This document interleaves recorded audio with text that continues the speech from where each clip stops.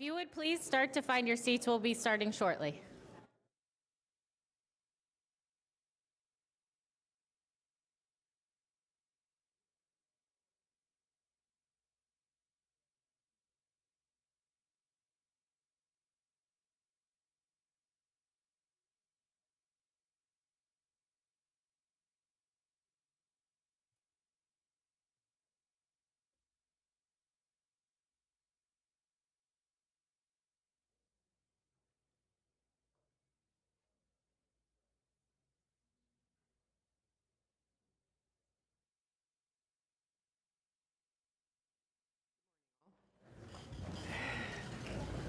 I'd like to call this meeting to order. May I have the roll call, please? Vice Mayor Baxter. Here. Commissioner Flores. Mayor Marino. Here. Commissioner Powell. Here. Commissioner Sachs. Here. Commissioner Woodward. Here. Commissioner Wise. Thank you. Thank you. Commissioner Sachs, would you like to say a few words and then Vice Mayor? Commissioner Sachs. Everyone, please stand if you can. Thank you, Madam Mayor. Appreciate it. Well, dear Lord, we are family here in Palm Beach County. The decisions we make are difficult, but always we think of family when we make them. One of our own has been suffering with a child who's undergoing mental illness, and we ask, Lord, for your help, your support, and always that we remember that we come together as a family. Thank you, dear Lord, we pray. Amen. It is with great sadness that I am going to announce, if you have not heard, we lost last night an off-duty correctional officer tragically. So I would just ask that everyone, if you would please take a moment of silence to pray for him and his family.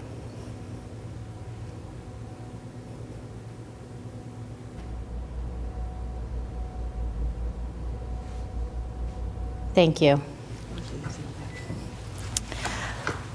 I pledge allegiance to the flag of the United States of America and to the republic for which it stands, one nation, under God, indivisible, with liberty and justice for all. Thank you. Since my add and delete sheet is really long, do we have any additions, deletions, and modifications today? Unfortunately, Mayor, yes. Mayor, Vice Mayor, members of the board, we have an add-on special presentation. On page 10, 3C1 has a slight modification to the revised summary. 3X2 is being pulled for further staff review. 5C3 is being pulled per our partner's request.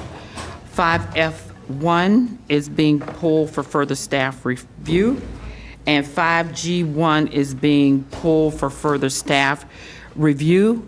However, we will schedule it for our zoning meeting. We just need to clarify some legal language. 5H1 is an add-on. Staff requests board direction for potential amendments. That concludes the additions, deletions, and substitutions. Thank you. May I have an adoption of the agenda as amended? So moved. I have a move from the Vice Mayor, a second from Commissioner Woodward. All in favor? All Aye. opposed? See that the motion carries 6-0. The consent agenda can be found on pages 9 through 53. Does anyone want to pull anything from consent? Commissioner Sachs? Thank you, Madam Mayor. Yes, I'd like to pull on page 26, 3I4, if I may. Okay. And I need to pull item, hold on, let me go find it.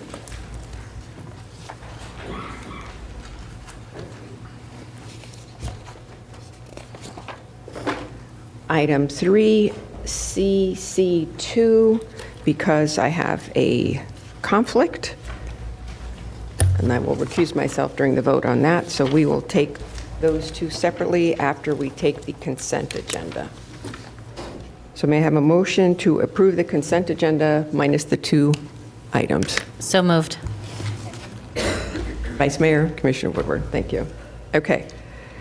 All in favor? Aye. All opposed? See that the motion carries 6-0. We will now take up item 3, which was it, Maria? 3I4? I-4, found on page 26, Madam Mayor. Okay.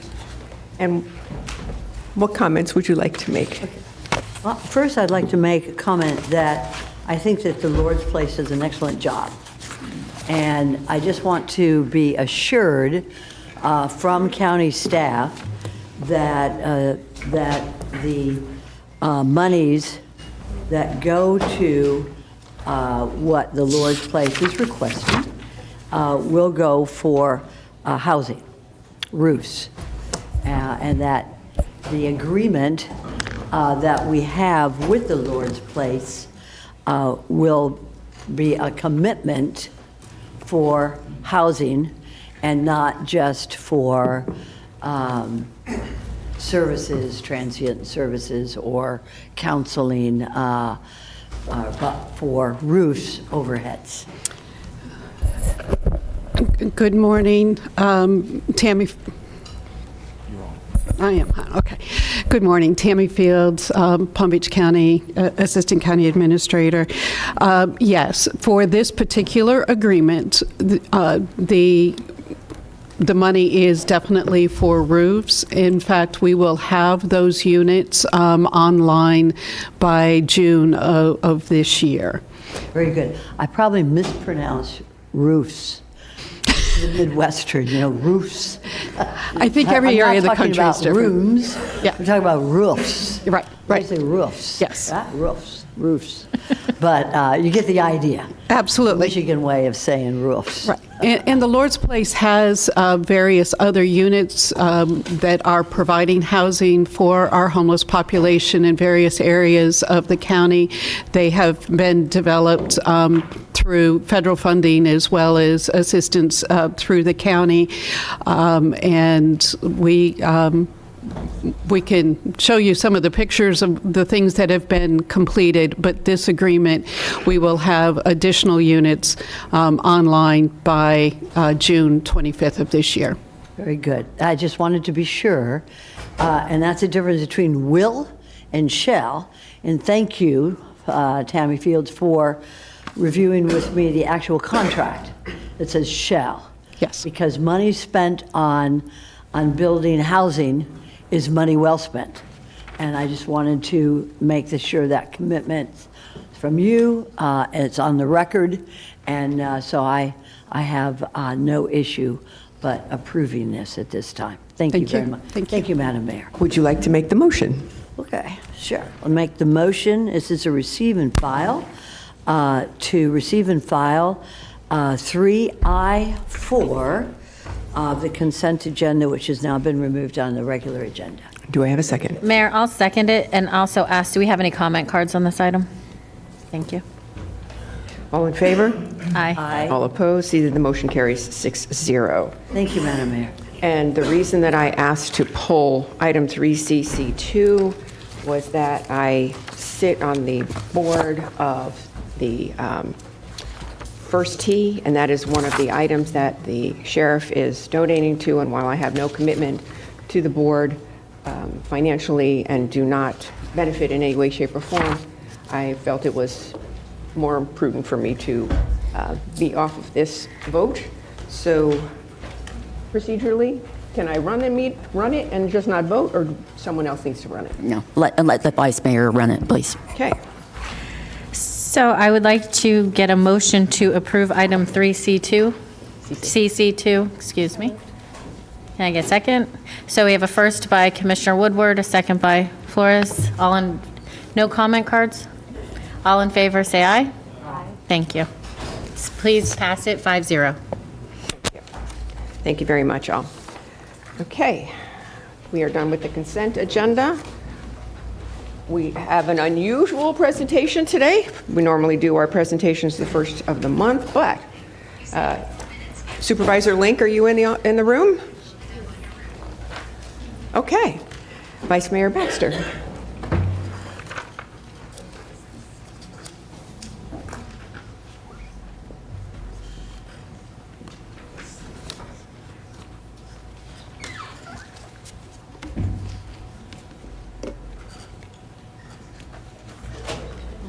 Good morning. I'd like to start with thanking the mayor for accommodating this. As she pointed out, we don't normally do special presentations in this meeting of the month, but due to the election cycle, we found it to be more efficient this way. So, the 2024 Charles DeLong Outstanding Poll Worker Award was created in honor of Mr. DeLong, an outstanding poll worker who has assisted voters for many years. After each election cycle, in honor of Mr. DeLong's memory, the Supervisor of Election Office recognizes an individual who demonstrates exceptional service and unwavering dedication to the voters of Palm Beach County. Chosen out of over 4,000 poll workers. This year, award winner is Mr. Daniel Marsh, the youngest poll worker at 17 years old who worked every election in 2024. Mr. Marsh, your hard work and commitment to ensure fair and accurate elections has not gone unnoticed, and you truly deserve this recognition. It is an honor to have dedicated individuals like you in our community, and we want to extend our heartfelt appreciation for your outstanding contributions.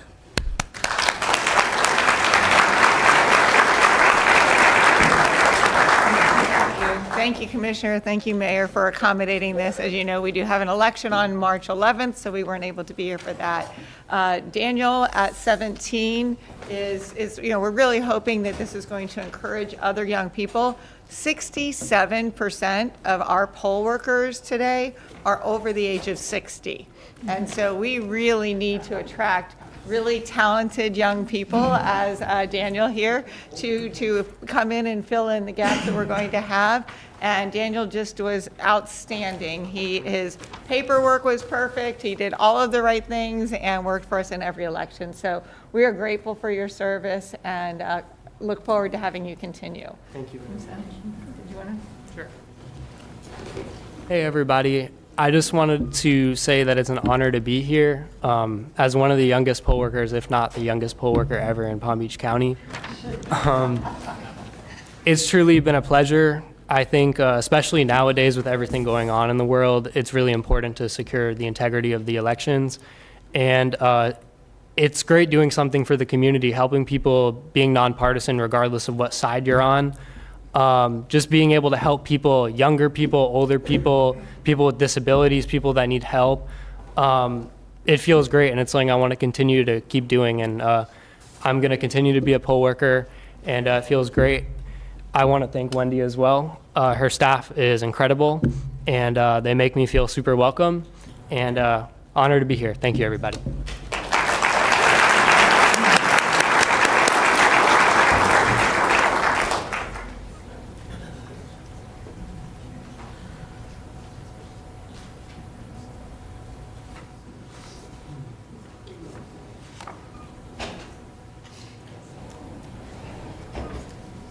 Thank you and good luck. And let's have a wonderful election next week.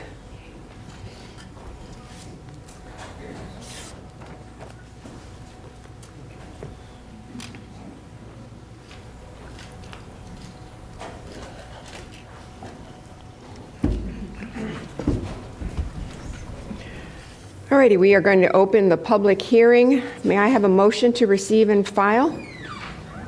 I have a first from Commissioner Woodward, second from Commissioner Sachs. And do we have proof of publication? Okay, thank you. All in favor? Aye. All opposed? See, the motion carries 6-0. Mayor, briefly, I'd like to make a motion to rearrange the agenda one more time to put airports prior to, did you? Mayor, you're going to, I We're- think when the we're mayor having takes some this juggling action, today. we won't need it. Okay. We're Thanks. going to do some juggling today, but we are going to take item 4A1. We're going to, with the consent of the board, we're going to take 4B1, move it to the end of the agenda. And then we'll open and close the public hearing and open and close it again at the end. So we are doing 4A1. Okay. Do I need a motion to move 4B1 to the end of the agenda? Mayor, if I may, 4B1, I think because it's a public hearing, notice that 9:30 a.m., we have to open it and then continue it to the end of the agenda. Is it your intent to put it at the end of public hearings or at the end of the regular agenda? The end of the regular agenda, because this is Okay. the only item on public So let's hearing. go ahead and open it and then continue it to the end of the regular agenda. Do we need a motion to do that? Yes, you do. Okay. We'll we'll give the motion to Commissioner Flores and second to Vice Mayor Baxter. All in favor?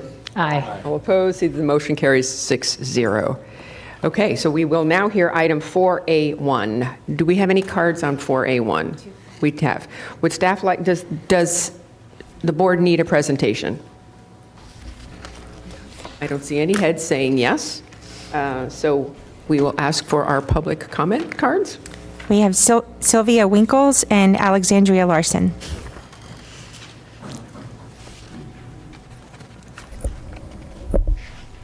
Good morning. I feel like I probably didn't need to speak today because I spoke at the first meeting, but I wanted to continue to let you know that I represent quite a few homeowners of Cypress Creek that are completely for the brownfield designation. We feel that it is going to really clean up and, for the redevelopment of the Cypress Creek Golf Course. And I also wanted to continue to let you know that Toll Brothers and the environmental people have been so upfront with Cypress Creek and giving us all of the filings and letting us know when everything is being, happening. And I just wanted to let you know that I still am very much in support of our golf course being cleaned up to the FDEP satisfaction so that the redevelopment can start. So thank you very much for allowing me to speak today. Thank you.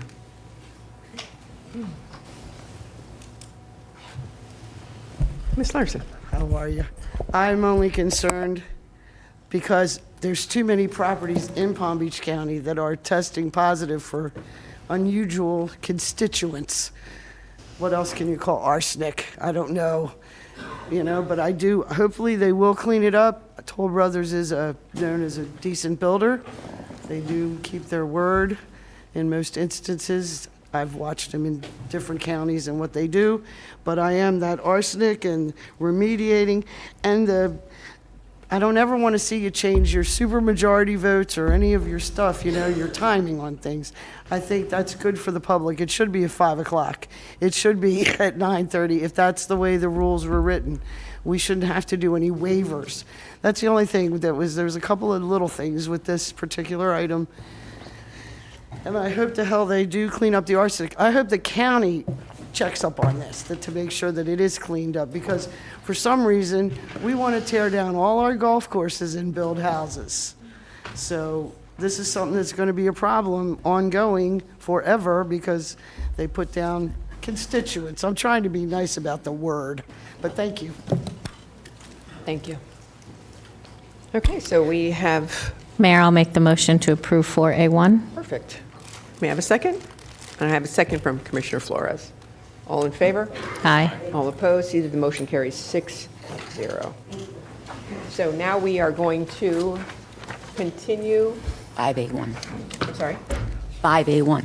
we're going to move on to the regular agenda. Do I need to No, just, continue the public hearing till after No. this? Okay, You- we're good? I thought We've you already done did that. everything we need to do? didn't you already continue the public hearing with the vote? We did. So you can go to 5A1. Perfect. Do we have any cards on 5A1? Mayor, I'd like to make the motion to approve 5A1. Do I have a second? Second. Second from Commissioner Flores. All in favor? Aye. All opposed? See that the motion carries 6-0.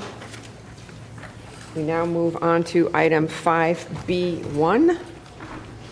Do we have any cards? Okay.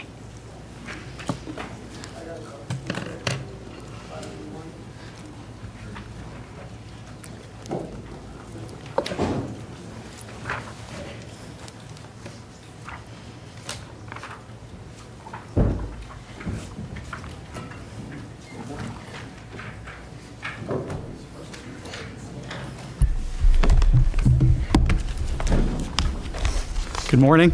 Morning. Sorry about that. This is our brief presentation for you this morning on the Palm Beach County 2025. That was so brief. That was so So with your support, we'd be happy to Thank you. go to Washington, D.C. and get all the money in the world that we can.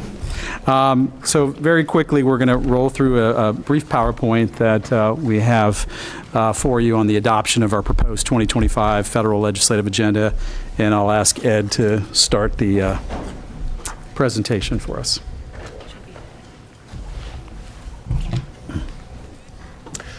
Good morning, Commissioners. We've had an opportunity to talk a little bit about our proposed federal agenda, so we'll talk a little bit about the highlights going forward. So let's talk about items that are removed from the federal agenda this year. Number one, we have taken out US 27 passenger rail service. That was part of the inland port issue in Hendry County, which is currently no longer seems viable. We have removed a request for Green K Phase 2 funding since we did receive a successful fiscal year 24 earmark from the office of Representative Lois Frankel, just under $1 million. We have not yet received that check. We'll talk a little bit more about that later. We have changed the Lake Okeechobee LOSUM process. It was a sort of a process going forward. Now that LOSUM is now initiated, it is now more of a monitoring issue than participating in the process itself. The Thomas H. Corey VA Medical Center, this is the renaming of the West Palm Beach VA Medical Center for our local veteran, Thomas Corey. For those of you who didn't know Thomas Corey was a distinguished Vietnam veteran, longtime Palm Beach County resident. For those of us who had the opportunity to work with him through his work with the disabled American veterans over the years, he is one of the classiest gentlemen you will ever want to meet, and dedicated his post-service life to the equitable treatment of veterans. So it is usually when a VA hospital is built and named, it is usually named after a member of Congress or two that are responsible for funding that hospital. That would have been completely appropriate in this situation for naming that for Congressman Tom Lewis or Dan Micah or Harry Johnston, but naming that for Thomas Corey is a very special way to honor a very special man. And we're very happy that that bill passed and was signed by the president last fall. Very much thanks to Representative Brian Mast, Senator Rubio, especially Greg Langowski and Senator Rubio's for pushing that behind the scenes, and our very own Doug Crane from our Division of Libraries director, who is also supportive in that effort. And finally, on a PACE issue, much like what we have encouraged the state of Florida to do is to open up the consumer protections under the PACE program. The Consumer Financial Protection Bureau finally, after a very long period of time, issued a rule that would initiate some of those very same standards at the federal level. So we were very supportive of that. And that was issued by the Protection Bureau in December of 24. So we're very happy to successfully remove that from our agenda. So some issues going forward. We'll talk first about some transportation issues. On County Road 880, a couple of pieces of good news on that. After our success at the state level in getting some language inserted into statute on that, we are very happy to report that at the request of the state Florida DOT, the federal Department of Transportation has reclassified County Road 880 as a urban major collector. It used to be an urban minor collector. Here's why that's important. Now, as an urban major collector, it is now eligible for federal grant funding that it was not previously eligible to receive. That is a huge hurdle to clear for funding for that road. We are very pleased. We thank the Florida DOT for their efforts on that. And our Department of Engineering is hot on the trail of searching for grant funding opportunities for federal opportunities for County Road 880. And we continue to work with two members of Congress, our own Sheila Shirfullis McCormick and David Valadeo from California, on including County Road 880 as a specific farm-to-market road in a federal piece of legislation, too, that will do a similar exercise at the federal level. It will designate County Road 880 as a farm-to-market road, which will create a set-aside for certain farm-to-market roads across the country. I believe we are the only county to be included east of the Mississippi River. And thank you to Congressman Valadeo for helping craft that legislation so Palm Beach County could be included in that. If passed, that will create a 10% set aside in the Surface Transportation Block Grant Program to go specifically to farm-to-market roads. So we're very happy about those accomplishments. On our airport issue, we have a couple of airports issues. Number one, we are looking for continued funding for the main runway at Palm Beach International, runway 10L, 28R. The estimate for that project is $48 million. We continue to look for airport improvement grant funding for that issue. And two issues at the North County Airport, we are still looking to extend the runway from 4,300 feet to 6,000 feet. That project is scheduled to be at $35 million. We are very grateful to receive an earmark in the fiscal 25 appropriations package for $1.5 million that will go towards funding for that extension. And we want to thank Congressman Brian Mast for shepherding that earmark through the process. Also, with the North County General Aviation, we are looking to build an air traffic control tower. The current level cost estimate for that is at $10 million. Some environment and natural resources issues. The 2024 WERDA program did include an increase in the Army Corps of Engineers CAP funding program, so that per project, that number went from $10 million to $15 million per project. So if we decide in the future to work with the Corps on a CAP program, we will have a little more money to work with per project basis. We will continue to follow closely on comprehensive Everglades restoration dollars. We are looking for full funding for the full implementation of that program in South Florida. We will watch closely what the governor proposed last month. He proposed that perhaps that program should turn into some sort of a block grant program with block grant dollars going directly to the state and allowing for the state to have responsibility for construction of those projects. Looking at what Drew Bartlett and the board of the Water Management District has done over the past couple of years on their projects, they have shown a particular excellence in completing projects in that area. So we will do our best to try to make sure that those projects are completed in the best possible fashion.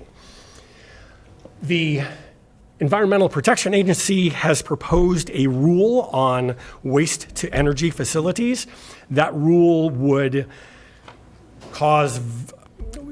basically threaten the viability of one of our large waste-to-energy properties. So we are looking to the EPA to extend a 10-year implementation period for any EPA rule on large municipal waste conductors that would allow us to either phase that current plant out or allow us time to build a new one, which is set to open in 2034.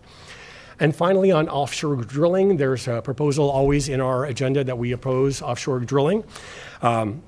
In one of the president's executive orders this past month, he did repeal President Biden's efforts to block drilling, particularly in the Arctic and some areas off the coasts of our oceans. So we will continue to watch that process closely. On some health and human services issues, number one, we will continue to work with HUD and new HUD Secretary Scott Turner on income limits. Again, we are looking to have HUD change the way that they base their income levels. Instead of median family income, we are always encouraging them to base that on family household income. That would lower that level, and we would hope that that would allow more people to participate in that program.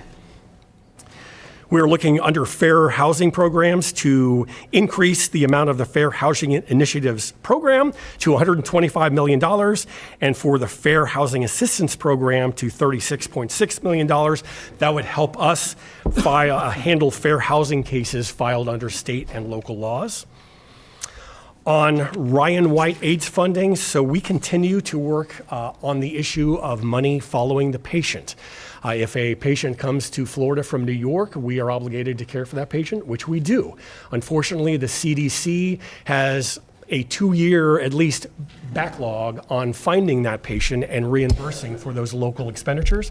So we are working with our local congressional delegation to encourage the CDC to move up that process. We are also now required, or we have been required to do a maintenance of effort, a local maintenance of effort, in order to receive those Ryan White funds.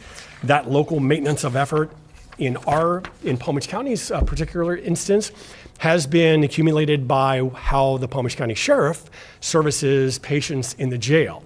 After the COVID, the population of the jail has decreased, therefore the amount of services to those patients has decreased as well, and our maintenance of effort required still is at a $2 million level, but we are showing by that services that is falling short of that level. So we are going to work with the CDC and the Department and the Health and Human Services Department to see if we can do two things. Number one, make that methodology for establishing that maintenance of effort a little more equitable. Right now, ours is at $2 million.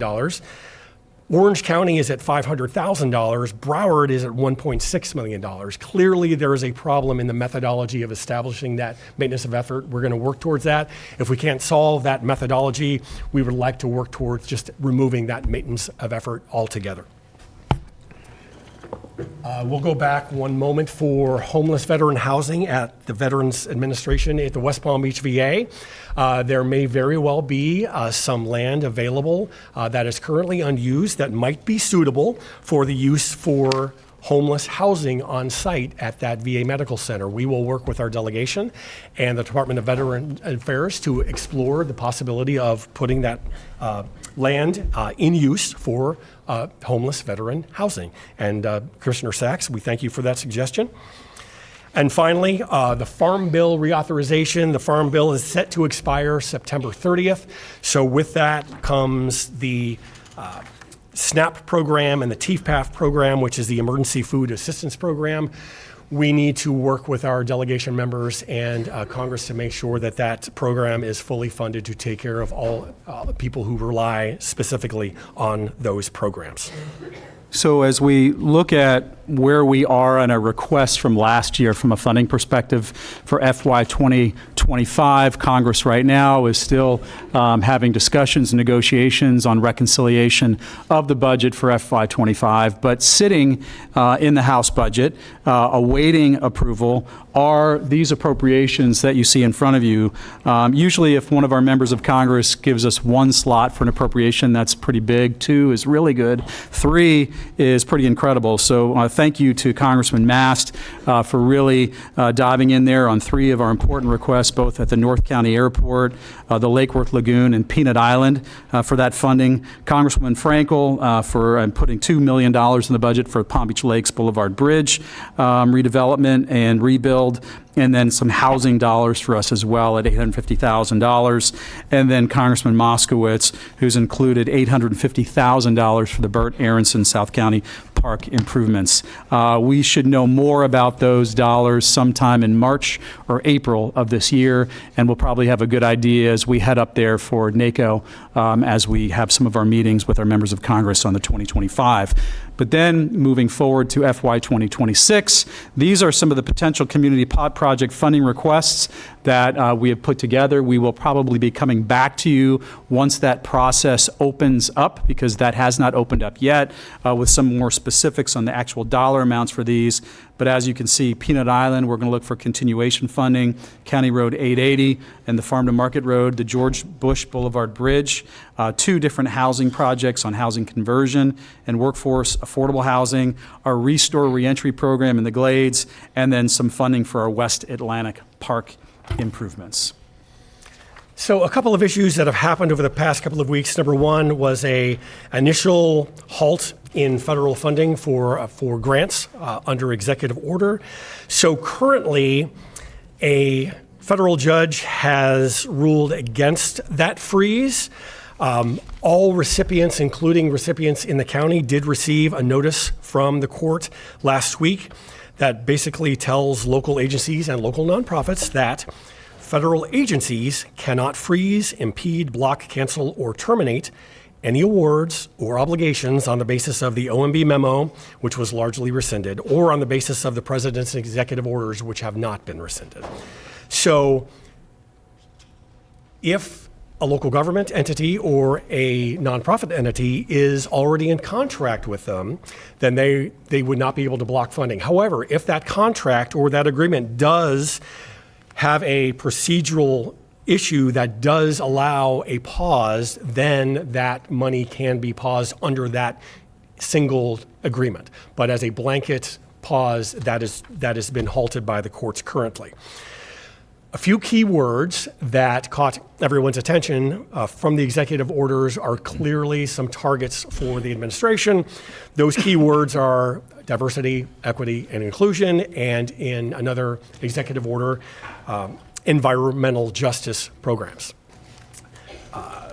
Our Office of Resilience has had extreme success in asking for and receiving federal grants, but largely under environmental justice programs. We have one $3 million community change grant that was in limbo during these announcements, but they were just the other day were informed that we would receive that $3 million grant. There is another $1 million grant, which is our Glades Tree program that you might have heard Megan talk about. There's a $1 million still drawdown for that, and that is currently unavailable through our portal. So we are working with our EPA grants administrator and also working through our legislative delegation to find out the most effective way of making sure that those dollars are released under that program. Under the executive orders, I think we've spoken about it internally. You know, local government largely is not the target of those. I think we know by the words we've just spoken about where those targets lie. Though our local nonprofit friends have joined together. Representative Frankel put together a call a week and a half ago to kind of go through this process. They understand where they are. They understand that their goals and their responsibilities and their commitments to the community can't really change, but maybe going forward, the way that they sell themselves or describe themselves or go for grant opportunities might be altered. So this is something that we will join with them in keeping a very close eye on going forward. So the one issue that I think has been our priority over the last several months, and very similar to what it was about 8 years ago, is that of presidential protection and the costs that we, namely our sheriff and our fire rescue, has incurred due to some of those protections.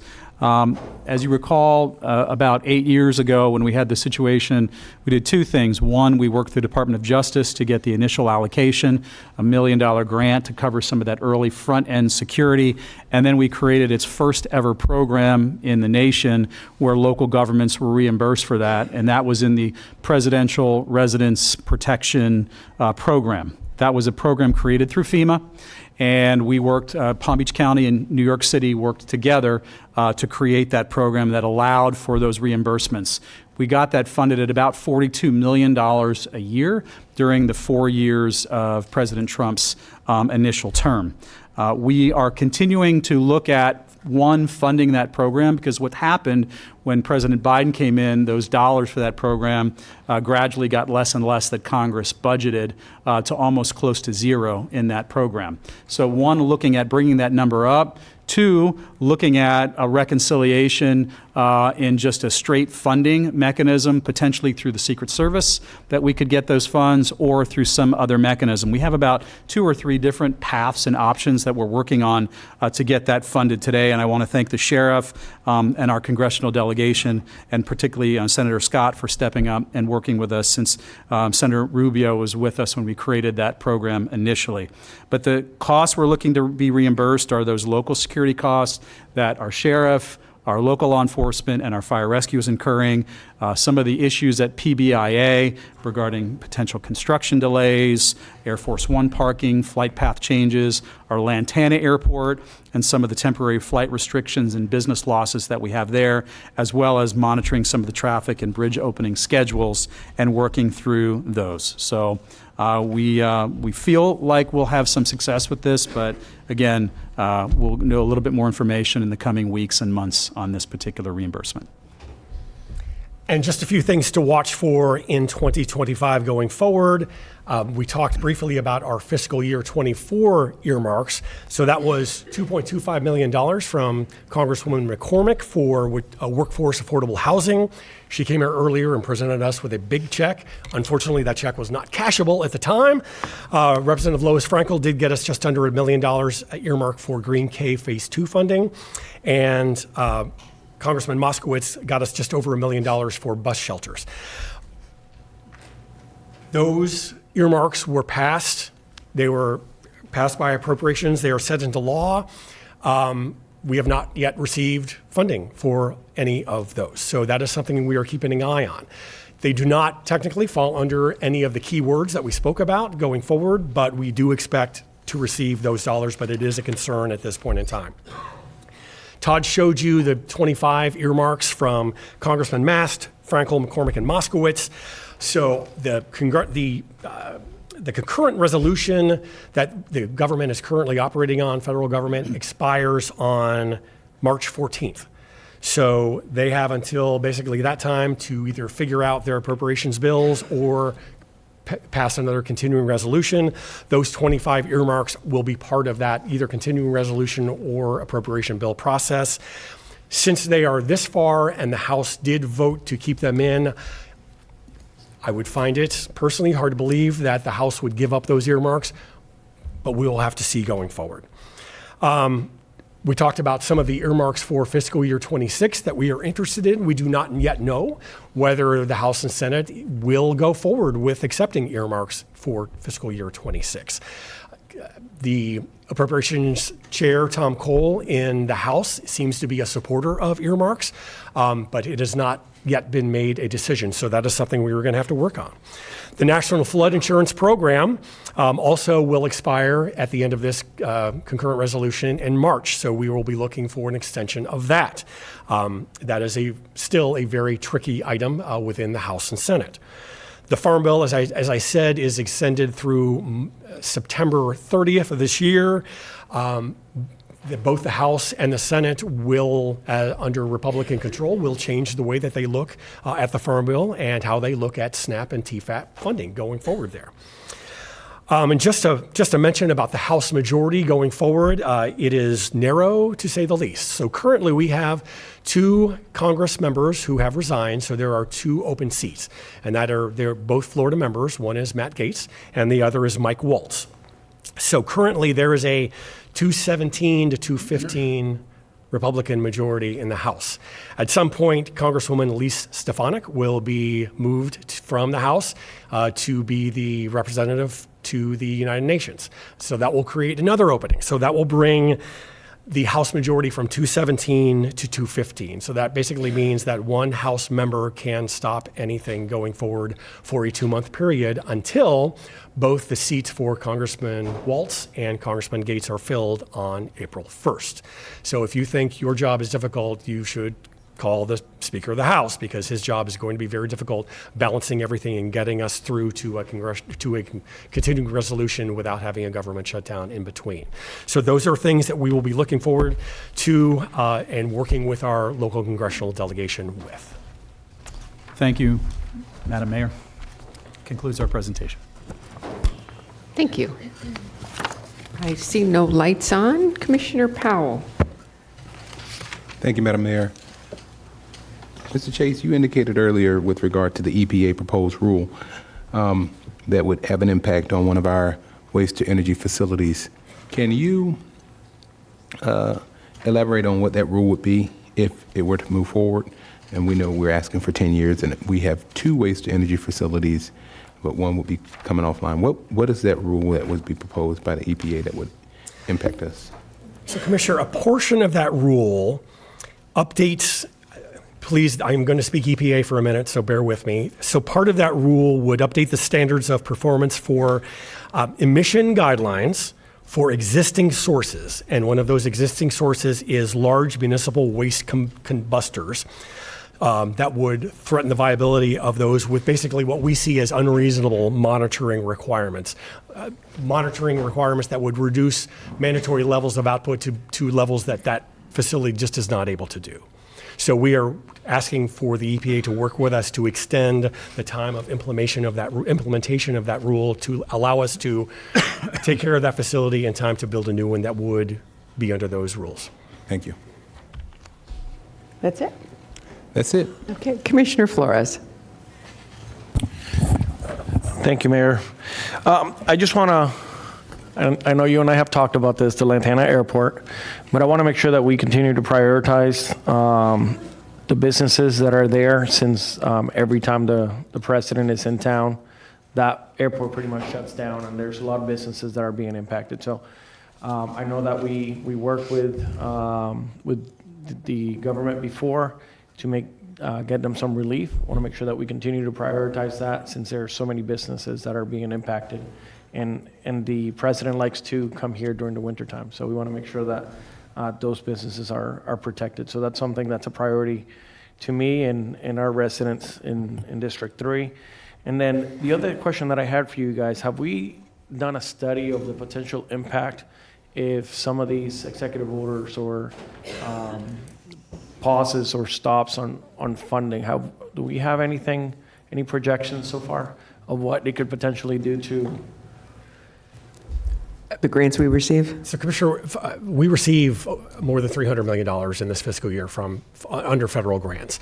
Your grant team basically saw this coming and kind of looked inwardly to see what kind of effect that would have on the county. We don't think it would have a substantial effect. Again, they are looking for grant programs that fall under those key words that we spoke about before. So we kind of know where they're coming from, and where they might be heading towards, especially with our Office of Resilience. But we feel fairly comfortable that it would not be a difficult hit for us under these executive order guidelines as currently written. Okay, thank you. It's a concern, but we feel okay at this point. Okay, thank you so much. Thank you. Commissioner Sacks. Thank you, Madam Mayor. Thank you. This has probably been one of the most challenging times for you to go to Washington, D.C., under the conditions that we have, especially with regard to getting our reimbursement for the security that we have expended here in the county. How does it look? How does it look for our sheriff and our firefighters, the county, basically, to get reimbursed for the extraordinary measures that we do for security? So I would say, based on our history and based on the most recent conversation that we've been having, we feel pretty good about our opportunities to be reimbursed. I think the administration has made it clear to us and their team that they're interested in making sure that Palm Beach County is whole in terms of the costs that we are expending for security. So that's encouraging. The one issue, though, that I really need to emphasize, and that is when we created the initial program for reimbursements, law enforcement was the only component that was included as part of that. Fire rescue and the work that we do with our rescue vehicles on motorcades, and there are usually 2 vehicles, a motorcade with 2 crews, have not been a reimbursable expense.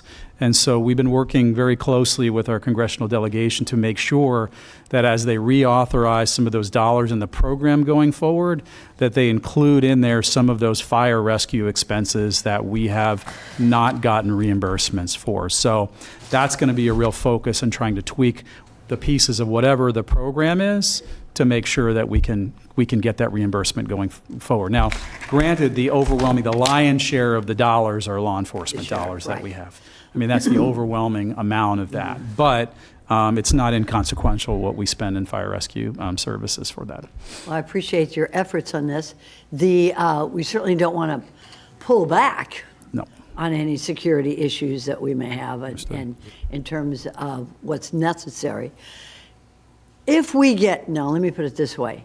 When we get, I'm an optimist. I'm a realist.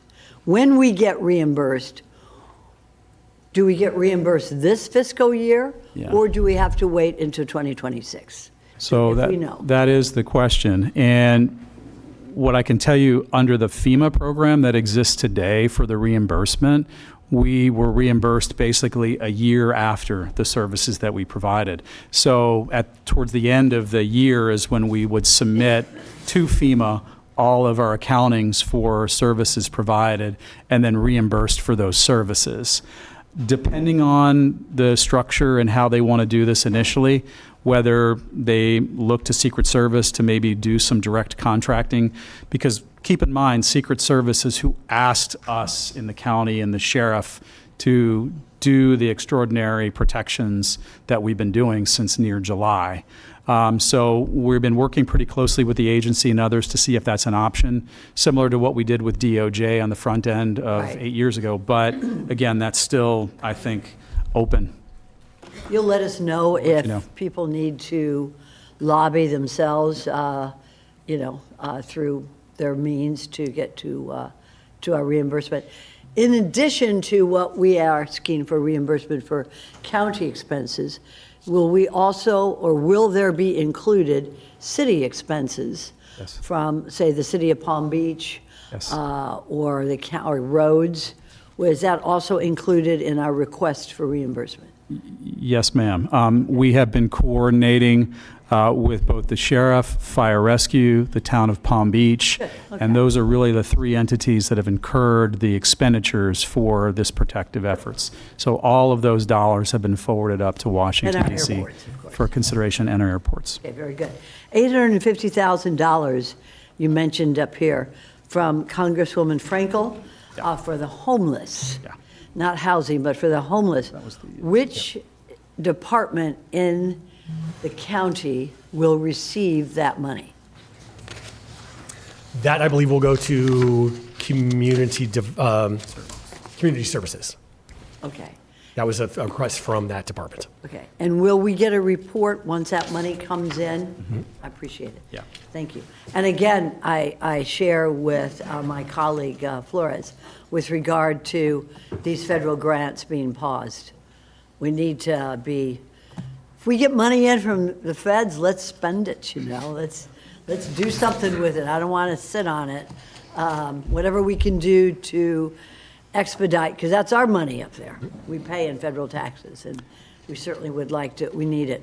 We certainly would like to do it. I can assure you the administrator is committed to spending those dollars when they come in from the feds. I like that. Yes. Thank you. Thank you very much. Thank you, Madam Mayor. Thank you. I actually have a couple questions. North County Airport. I mean, if we're going to be dealing with Lantana the way it is, anything that we can do at North County can help offset Lantana. So anything, and a tower at North County, I know we've been talking about it for a long time, and the runway, we've cleared all the hurdles, the environmental hurdles, so now it's time to get that done. Yep. And also, one of the items that we pulled was because a grant ceased, and we were now flexing one of those jobs to an ad valorem job. I know I've said it often enough that if a grant is pulled, those jobs that are along with those grants go away. They don't get absorbed without us knowing it, because these are budget items that we have to vote on in the future. So just a caveat, we need to know, and we do. We have a pretty good accounting of what grant dollars there are, but there's jobs involved with those grant dollars that, you know, if we're administering a program here, we need to make sure that the grant dollars cover what we've written for, and it doesn't fall on our taxpayers to take care of that. So just a note. So Vice Mayor Baxter, your light is on. I actually do not have any questions. I just wanted to say thank you for all the efforts, the hard work you guys have put in keeping our legislative agenda together, giving us the updates, giving us the information. You've done an amazing job. And especially, you know, my project that I focused on probably the most last year and this year, County Road 880, and helping bring that to the finish line. And it was truly a group effort. So thank you. Thank you. And I believe we have no more questions, so I believe we have 2 cards on this. Alexandria Larson and Linda Smith.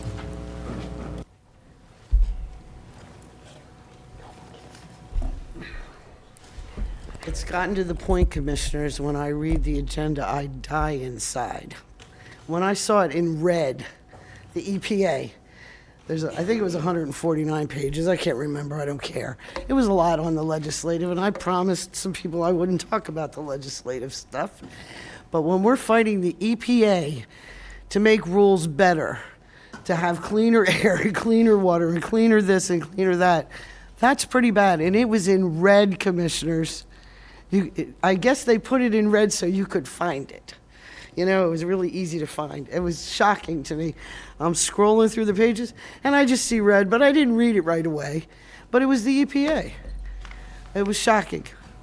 I'm letting you know that because the incinerators are not clean. They are not perfect. Nothing is perfect that comes out of a stack anywhere in the United States. North County Airport, I have some concerns because we bought 33,000 acres of land to preserve it all around that North County Airport. We did. We took $50 million we voted for, and we bought a lot of land. The county did really good buying environmental land. They didn't do great with the ag reserve and preserve, but they did great with the environmental. But to see things in red that will, I don't know, clean air is a good thing. It really is. And there's been a lot of instances with our incinerators and the different things that we have in this county. New sources of pollution. We got a power plant, sits on Southern. We've got an incinerator. We got another power plant in Riviera Beach. These all are emissions. We're breathing them in. When you see a cloudy sky, the gray, that's when the humidity has stuck it right on top of us. It doesn't move when it's humid. Just take it into consideration because it's like a slap in the face to us, your people, and you too, your kids, your grandkids. We need clean air, we really do. And we got some real problems. And I don't think expanding the North County Airport in environmental lands that we bought makes a lot of sense. I've talked to pilots, they said they didn't need a bigger runway, but that's their opinion, not mine. I'm not a pilot. But I do. I hope we really seriously look at what we are doing in this county when it comes to breathing. That's important. So thank you. Please look at it. Do not fight the EPA. Thank you. Ms. Smith? Good morning. Linda Smith, Sierra Club, Jupiter, Florida. There are many things in this Palm Beach County 2025 federal legislation agenda that I agree with, and I really support many of the items in the environmental and natural resources section. I hope you would know, I support water resources development and changes to the national environmental policy to hold federal regulatory agencies accountable. And, of course, the Loxahatchee River Watershed Restoration Plan, near and dear to my heart in Jupiter. What I did find is a bit of an anomaly is the category about the EPA proposal rule on waste-to-energy facilities. And I'm not going to address the oxymoron about waste-to-energy at this time. So the EPA is updating the standards, I believe that was discussed, about performance and emission guidelines. The guidelines that I have heard we have violated a few times. The violations were just anomalies, a bad sensor, bad, very bad sensor. So you fixed it. That's great. As an architect, I know Well, I think everybody knows you should have smoke detectors in your home. There's a rule, there's a standard. You have to have a smoke detector installed to be awarded a certificate of occupancy.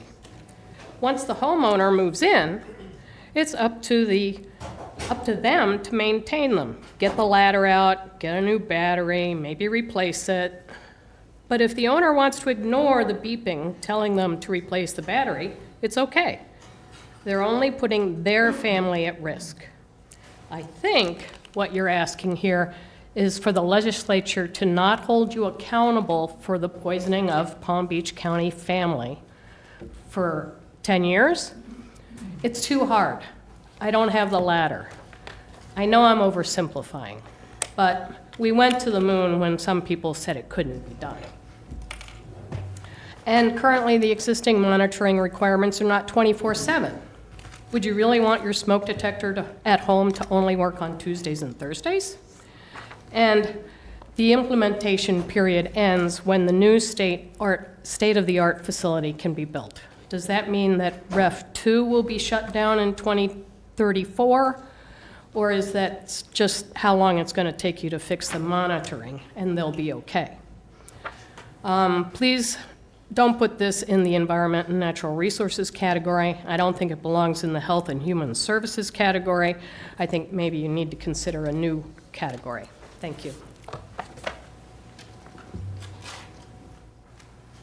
Thank you. Commissioner Powell. Thank you, Madam Mayor. And back to our legislative panel.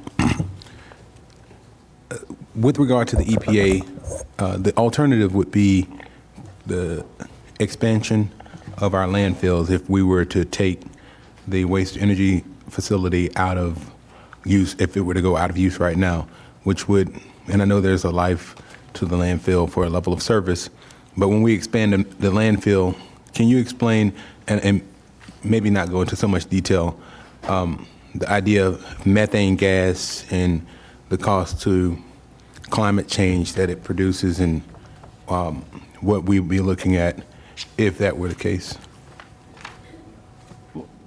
Well, a couple of things. One, first, we've been working pretty closely with Solid Waste Authority on this particular issue. It was actually brought to us from Solid Waste Authority, and working with our members of Congress on this issue.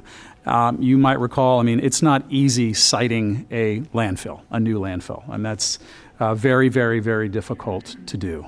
So that is one piece that you have to look at. Second, you want to preserve the landfill that you have for as long as you possibly can where you have them, which is, I think, what Solid Waste Authority is trying to do at the moment, and looking for one of the most efficient ways to do that historically has been through some of the waste-to-energy facilities that exist. Ours was built in 2015. It was built under the current rules that existed. It was permitted, and a tremendous amount of dollars went into that from folks right here in Palm Beach County. I don't think that we're fighting with the EPA on this. We're working with the EPA on this and trying to just make some reasonable accommodations for a facility that is very expensive. It's close to $1 billion investment at the end of the day, and trying to maximize what we set out to do with that early on, instead of having sort of the rules changed, midway through the game. But the reality of it is that we'd either be putting more garbage in our existing landfills, or doing what Miami-Dade and other counties are doing, and that's putting their garbage on trains and shipping it to other counties and paying them to take it to put into their landfills. So the alternatives are not very good alternatives, and I'll just leave it at that. Thank you. I see no other lights on. We have taken all the questions from our audience. Thank you very much. I have a motion to adopt from Commissioner Woodward, a second from Commissioner Flores. All in favor, say aye. Aye. All opposed? See that the motion carries 5-0. Thank you. You're welcome. We are now on to item 5C1. Does anyone need a staff presentation? I'm not seeing anybody turn their lights on. May I have a motion to approve, please? Make a motion to approve. Motion to approve. And may I have a second? Do I have any comment cards? Thank you. Do I have a second? Commissioner Flores? All in favor? All opposed? See that the motion carries 5-0. C1. We are now on 5C2. This needs a supermajority vote of 5 commissioners. Does anybody want a presentation? Could they do a Reader's Digest? Sure, Reader's Digest version, thank you. Good morning, Mayor, Vice Mayor, and Commissioners. This is Mia Ayala, Assistant County Administrator and Director of Facilities Development and Operations. With me today is Ms. Purvi Bugaira, Director of Facilities, Property and Real Estate Management Division, and Howard Falcon, Chief Assistant County Attorney. Purvi, if you can assist. Sure. Good morning. Today we are seeking approval of a deposit receipt and contract for sale and purchase agreement with True Gospel Holiness Christian Center Incorporated for the sale of approximately 5,320 square feet of retail space located at 361 West Avenue A in Belle Glade at a purchase price of $250,000. In March 2012, the subject property was acquired by American Sound through the county's Department of Housing and Economic Development's Section 108 Business Loan Program, funded through the U.S. Department of Housing and Urban Development. Given that HUD funds were utilized for the acquisition, Palm Beach County was required to hold the first lien on the property, which served as collateral for HUD. The county acquired the property on December 9, 2020 via certificate of sale when American Sound failed to pay back the loan. The property is being sold to repay HUD due to non-repayment of the loan. The parcel is Zone B1 Central Business District per the City of Belle Glade. In August 2024, staff issued invitation for bids to sell the property. The IFB was advertised in the Palm Beach Post, listed on PREM's website and the county's Channel 20 television station, and was available through purchasing vendor self-service system. Staff obtained an appraisal which valued the property at $213,000, which value was established as the required minimum bid. Only one bid was received from True Gospel in the amount of $250,000. An executed deposit receipt and contract for sale and purchase with a purchase price of $250,000 was received from True Gospel, together with a 10% deposit in the amount of $25,000. The property will be conveyed with no warranty or representation of any nature, including without any limitation relating to access or the bidder's ability to use the property for any intended purpose. True Gospel will pay documentary stamps and recording costs and will accept the property in as-is condition. The county will retain mineral rights in accordance with Section 270.11 of Florida statutes, but will not retain rights of entry or exploration. Closing is anticipated to occur within 30 days of approval by the board. Thank you. Any questions? Commissioner Flores? Yeah, it's just a comment. I'm a very visual person, and I like to see visuals. And when I looked at the backup on this particular, the only thing you see is a aerial view from above. We're selling something. I think maybe when we move forward in future presentations, have at least a picture of what we're selling so that we get a better idea. And I'm talking about selling something, but it could be other things. Understood. We will accommodate in future agenda items, certainly. Thank you. We have no cards. There's 6 of us here. We need a supermajority vote of 5 in order for this to pass. Make a motion to approve. We have a motion from Commissioner Woodward. Second. Second from Vice Mayor Baxter. All in favor? Aye. All opposed? See that the motion carries 6-0. Item 5C3 has been deleted. We are now on to item 5D1. Staff is looking for a motion to approve a resolution repealing and replacing a previous resolution. Staff presentation. Do we need a presentation? Yes. Nope.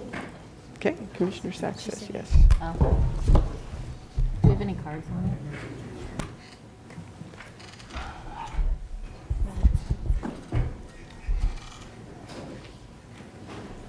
Thank you, Madam Mayor and Commissioners.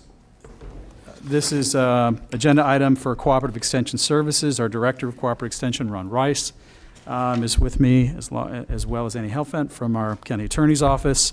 So this is a resolution that we put together at the request of the Board of County Commissioners at your May 23rd, 2024 zoning meeting, where you had extensive conversations there about, one, the composition, bless you, of this committee that we have in place, or this council, I should say, our Ag Enhancement Council, as well as regarding term limits and the need to potentially allow, particularly this board that has a much smaller potential pool of applicants to serve on this particular board, and it's been difficult over the years to be able to fill all of those positions. So that direction was given to us at that board meeting.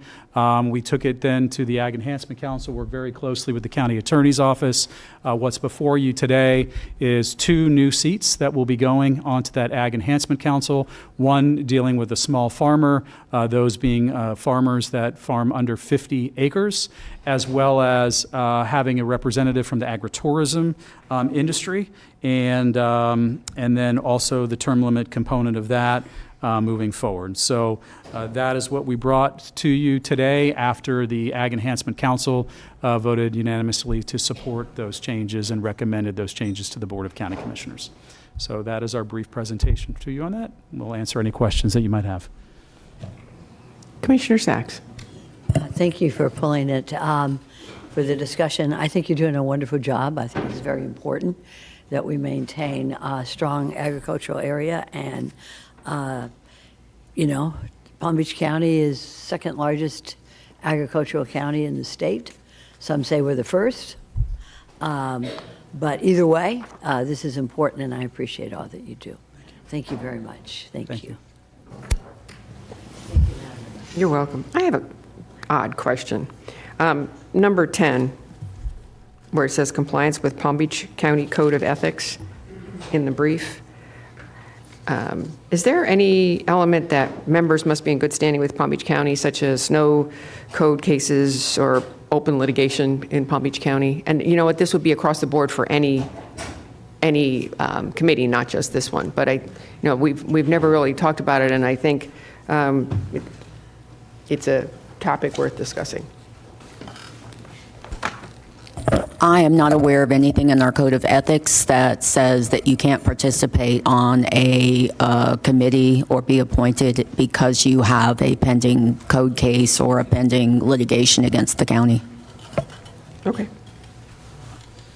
And for the applicability in this particular ordinance, it deals with that the Ag Enhancement Council members comply with the provision of the Code of Ethics that are codified in that code. So training and those kinds of things is what it specifically deals with for purposes of this resolution that's before you today. And if I may, just to clarify, there is a resolution that talks about board membership, and part of this was to change that resolution. This board can always decide through that resolution that you want to make additional requirements as far as appointments or composition of boards. Thank you. Commissioner Sachs, your light is on. Yeah, I think that was a very good point you brought up, Mayor. I hadn't thought of it. And this is a question for the attorney. Is it true that if you have a conviction of a felony, you cannot serve on a county board? I'm not aware of that. Okay. I can look into it. Please, because I have. Absolutely, but I'm not aware of that. You know, sometimes felonies can be 3 license suspensions, and it's a 3rd degree. Well, but somebody was not able to serve because she had a previous felony conviction. No. I was just wondering, what if we could look into it? Sure, I'll look into it. Okay, thank you very much. Ms. Fields. There is a question on the advisory board application that asks whether there's a felony conviction, but it does not preclude someone from serving on it. It just requires a disclosure, and then the determination can be made as to by the board as to whether the person can be on the board. But it doesn't preclude it. It just does require the identification. I wonder if, and I'm speaking to the county, and I know you're also an attorney, Tammy. I wonder, I don't see any problem with that. It's just that let's review it. Maybe we could also ask, and I don't know, but could ask what type of felony it is, so that we have that information. Because I think a lot of folks, I mean, I'm telling you, third degree, if you steal something over a certain amount of money, you get a felony. But there are some felonies that may be troublesome. So I think maybe if we would delineate, ask them to delineate what was the date of conviction, that it would be a little more open discussion to get more people involved in our commissions. The application does state, it asks for identification of what it was and when it occurred and the disposition, the current disposition. So we did get that information. We also put in there that a conviction, a previous conviction on a felony does not preclude you from serving on a board for the county? Actually, that is one of the things that we're working on right now, and we'll be bringing back the advisory board information to the Board of County Commissioners in the near future. The near future. Let's make it nearer than future. Understood. If we could, I appreciate it. This way we get a broader tent. Thank you. Thank you very much. Thank you. Commissioner Powell. Thank you, Madam Mayor. I wanted to add to what Commissioner Sachs was saying with regard to conviction of a felony. The question I have is, I guess it should be something that should be studied. Not only the nature of the felony, but if the person who committed a felony or was convicted of a felony, if they have completed their sentence and they're no longer,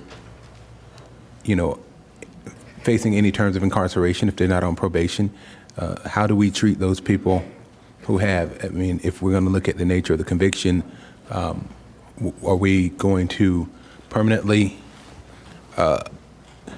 look at people who have been convicted of a felony, and are we going to look at different classifications? That would be something that I would be interested in knowing if that's the consideration for serving on a board, I will say that generally the way we treat people who've been convicted of a felony is on an individual basis. If they've been convicted of a felony that involves fraud, dishonesty, or moral turpitude, then that may impact your ability to do certain things, like be a tow truck driver. Or be a vehicle for hire driver. We want to protect the public, but each case is individual. If your felony conviction was, 20 years ago, and you've had a clean record since then certainly that is something that would be taken into account. We do not say that people are automatically disqualified from employment or from positions merely because they have a felony conviction. But the circumstances are taken into account. What was the conviction for? When was the conviction? What's happened since that conviction? And does it have any relevancy at all to the position that you're now applying for or the service that you're about to give? There are, in fact, some committees where it might be helpful to have people who understand what it's like to rehabilitate yourself. So all of those things come into account. Thank you. Good Madam Mayor. discussion. Sure. So as a follow-up, that would be similar to serving in public office.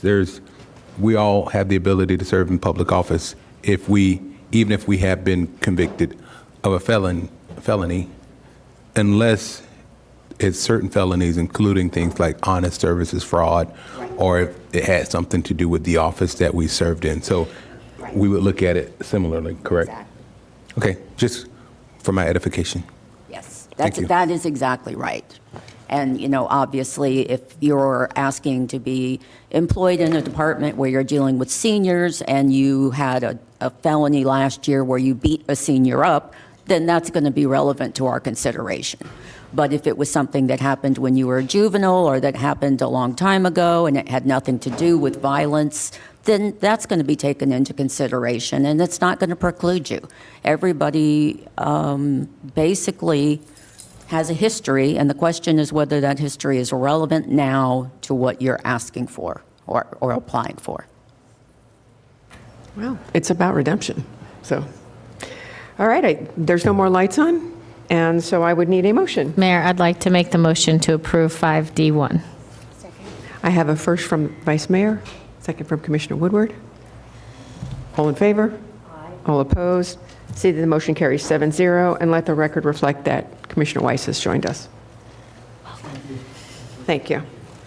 All right, we are now on to 5E1, Housing and Economic Development. Do we have any cards on 5E1? No? Would anyone like a staff presentation? Thank you. Gotcha.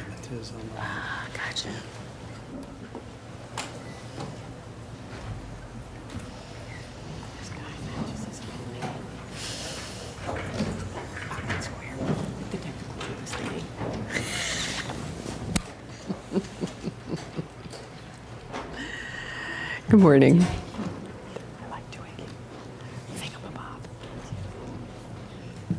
Okay, who's going first? Good morning, Mayor, Vice Mayor, Commissioners. So this item we're bringing excuse me, can you pull the mic a little closer?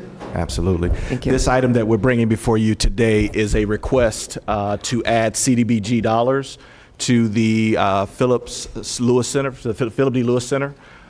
Those dollars that we're going to provide now is going to help complete the project costs.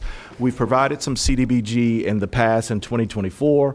This will be an additional request of CDBG. Community Services has also secured an additional $1 million in HUD community project funding. And today we're just seeking your approval to add these CDBG dollars in order to create the new respite beds, et cetera, within this facility. Wonderful. Any questions? Commissioner Weiss? Thank you. Just my only question is, in regards to this, is this creating additional new beds? Are we losing space? What's the net impact? We're gaining beds with this. Some of the administrative area is being converted into additional beds that will be used for medical respite. Excellent. Okay, with that, Mayor, I'd like to go ahead and make the motion to approve item 5E1, A, B, and C. Thank you, Commissioner Weiss. And I have a second from Vice Mayor Baxter. All in favor? All opposed? See that the motion carries 6-0 for 5-1 B, and C. Moving on, we are now on 5E2. Anybody need a presentation? Commissioner Sachs? Thank you. I would, please. Okay. 5E2. Good morning again, Mayor, Vice. Pull your microphone closer, please. Thank you. Good morning again, Mayor, Vice Mayor, and Commissioners. This item is our State Housing Initiatives Partnership Program Local Housing Assistance Plan. We're required by statute on an annual basis to update this plan. It's called the LHAP. We go through a very public process to get feedback with the Commission on Affordable Housing and working with, as you can see at the table, multiple departments are involved. And this is just our report. The statute requires certain things to be considered each year. So some of it is things you've seen it in past years, and we're just continuing the support of those. And then there are a few items, and Carlos Serrano from HED will be going over some of the ones where staff is partially supporting versus fully supporting. And I'll turn it over to Carlos. Good morning, Mayor, Vice Mayor, Commissioners. We'll jump right into it. The first recommendation from the Commission on Affordable Housing has to do with expediting building permits or development approvals. The recommendation was that the county continued its current efforts towards expediting approvals for all projects that are at least 65% affordable or workforce units. Staff concurs with the CH recommendation and is continuing to expedite accordingly. The second incentive area has to do with fee waivers. The recommendation from the CH, a little louder? Sorry about that. The second incentive area has to do with the waiver of fees related to housing development. And the recommendation from the CAH was to defer collection of impact fees until a certificate of occupancy is issued. And secondly, to suspend collection of transfer of development rights fees for all housing priced below 200% of the average sales price or rent. Now, staff supports continued provision of the existing incentives, which includes impact fee assistance, but does not support the deferral of collection of impact fees until CO. Nor does staff support the suspension of the fees associated with the transfer of development rights. Those fees that are associated with transfer of development rights fund the Department of Environmental Resource Management's Natural Areas Program. That program provides for the management of approximately 32,000 acres of natural areas here within the county.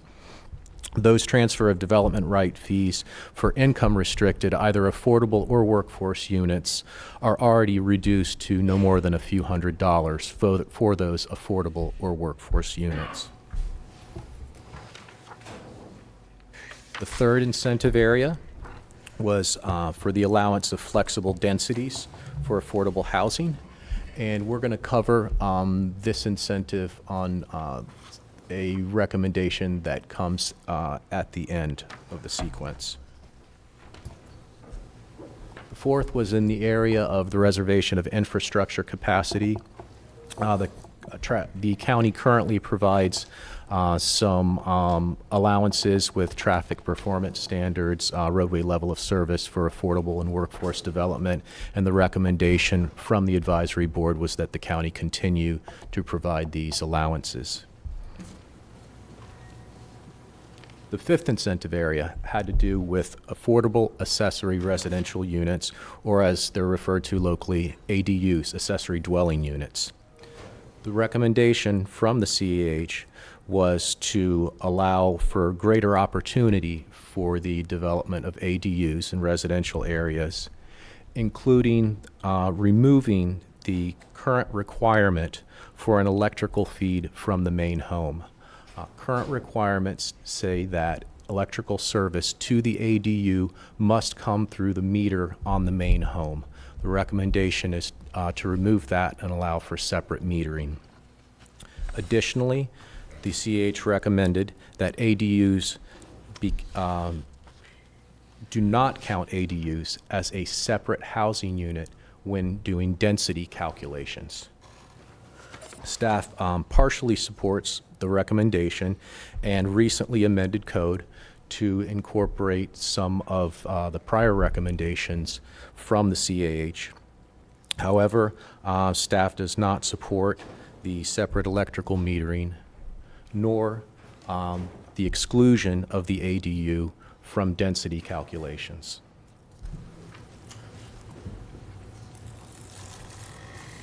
The sixth incentive area has to do with parking requirements. The county's ULDC currently requires 1.75 parking spaces per residential unit and 1 guest space for every 4 units. There's currently some reductions that are permitted through a administrative type 1 waiver. The recommendation from the CH was that the ULDC be revised so that the minimum parking requirements that are being offered by a type 2 waiver are instead offered by right. The zoning division is currently working to establish a type 2 waiver process. This would require BCC approval for projects that are utilizing the affordable housing program. That waiver would allow for 1 space per bedroom per unit, per 1-bedroom unit, 1.5 spaces per 2-bedroom unit, 1.75 spaces for 3-bedroom unit. That work by the zoning division is in process. The next incentive area has to do with allowing flexible lot configurations, zero lot line development. That'll be addressed in the subsequent recommendation. Next has to do with modification of street requirements for affordable housing.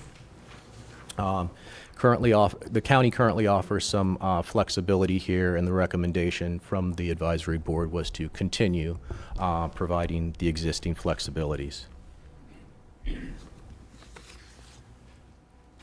Next incentive area had to do with review of local government policies, procedures, ordinances. The recommendation from the CAH there had been that the county implement the applicable recommendations of the Housing Leadership Council's Housing for All countywide housing plan. Staff supports the recommendation. The HLC's Housing for All plan was endorsed and supported by the Board of County Commissioners back in January of last year, and county staff is currently working to identify and implement applicable recommendations from that plan. The next incentive area had to do with an inventory of locally owned public lands. This is something that PREM does already. The recommendation was that the county identify all county-owned vacant and underutilized properties that could be used for residential infill redevelopment opportunities, and to make a list of county-owned properties available to the public. PREM recently reviewed all county-owned properties, approximately 2,600 parcels in total, determined that the vast majority are under the control of environmental resource management, parks and rec, or airports, and have uses or otherwise cannot be developed. Of the 179 vacant county-owned parcels, all but one had some assigned future use or development constraints. The 1 6-acre parcel that was determined as suitable for affordable housing is being offered by PREM through an RFP. That's that property on the north side of Okeechobee Boulevard, just east of the Turnpike. Next incentive area had to do with the development, TOD development. The recommendation from the board was that the county review with local governments and transportation providers solutions for affordable housing near transportation hubs. The staff was in support of that, and the county continues to work with other local government jurisdictions and transportation providers. And the final incentive area, which covered several of those, has to do with flexible zoning and custom property development regulations. The recommendation was that the county consider adoption of alternative property development regulations community-wide that would establish an approval process for custom property development regulations. That's supported by staff, and the zoning division is currently working to establish a type 2 waiver, again, which would require BCC approval for flexible development regulations. It would, having that kind of process would offer an opportunity to overcome some general development challenges that are encountered, such as parking for high-density projects, on-site recreational requirements that are imposed on smaller projects, setbacks for certain types of townhomes, and limitations on building heights. So that's something that's currently being worked on by the zoning division. Next steps from here. We would look to the board to approve the staff recommendations in the amendment to the local housing assistance plan. Staff would incorporate any board-directed changes into that LHAP amendment, then finalize that and submit that to the state by the statutory deadline of March 13th, after which the various departments that would be affected by the board-directed incentives would go about making changes and changing procedures in order to implement those. And at this time, we'd be happy to address any questions from the board. Thank you. Commissioner Woodward, your light is on. Thank you, Mayor. I had a couple of questions to go back to item number 2. And Ms. Fields, I asked about this yesterday. It's in the recommendations, or I think what we're currently doing, it's for new residential construction. It goes up to 140% AMI. And I was asking, could we address that, because this board has taken the approach to have a lower AMI on that. And I think you said that maybe on that one, it could go down to 120 and still fall in line with the state funding. Is that correct? As we reviewed that, it's really only going to 140 for home ownership. We can clarify that in our LHAP. We are applying the 110 for rental properties. And the board did approve that in the impact fee guidelines to 110%. 110%, but so this is only for sale properties to go up to 140%. Yes, and we can make sure that we clarify that in the LHAP that is submitted. And why do we need to keep it at 140? Can you remind me? This is something that is up to the board to make that determination. The reason why we had and it at 140 is it is difficult right now to have for sale units and make them affordable, and so we were going at the 140 instead of the 120 or 110. But that is ultimately a Board of County Commissioners determination. Okay, so and maybe that's we need more information type of discussion. As I know that that's a high number. I don't know how the rest of the board feels on that. I had just a few more items, if I may, Mayor. Item number 5.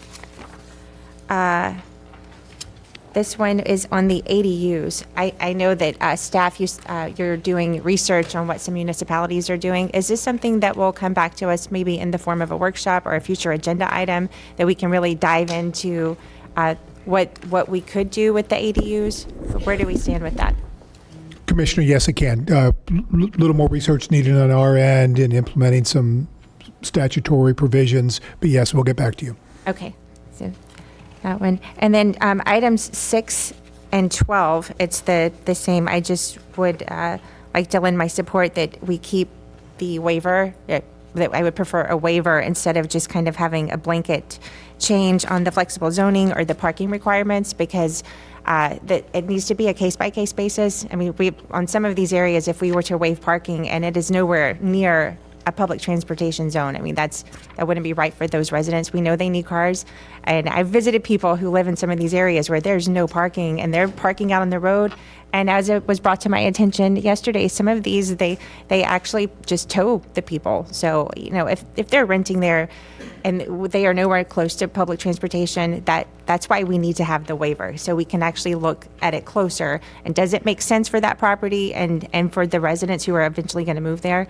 The same thing with the flexible zoning. Any of those with the higher densities and stuff, we can't have like a blanket solution for this county. It's going to really depend on where the property is. So I definitely support keeping the waiver requirements so that we can look closer and make sure that we're making a good decision for those properties. That's all I have. Thank you. I'm not sure who put their light on first, so Commissioner Sachs? Maybe I should just keep that light on all the time. Thank you, Madam Mayor. In relation to what my colleague, Commissioner Woodward, was talking about, we received this in these recommendations in December of last year, but we have until March 19th to submit. How do we do this?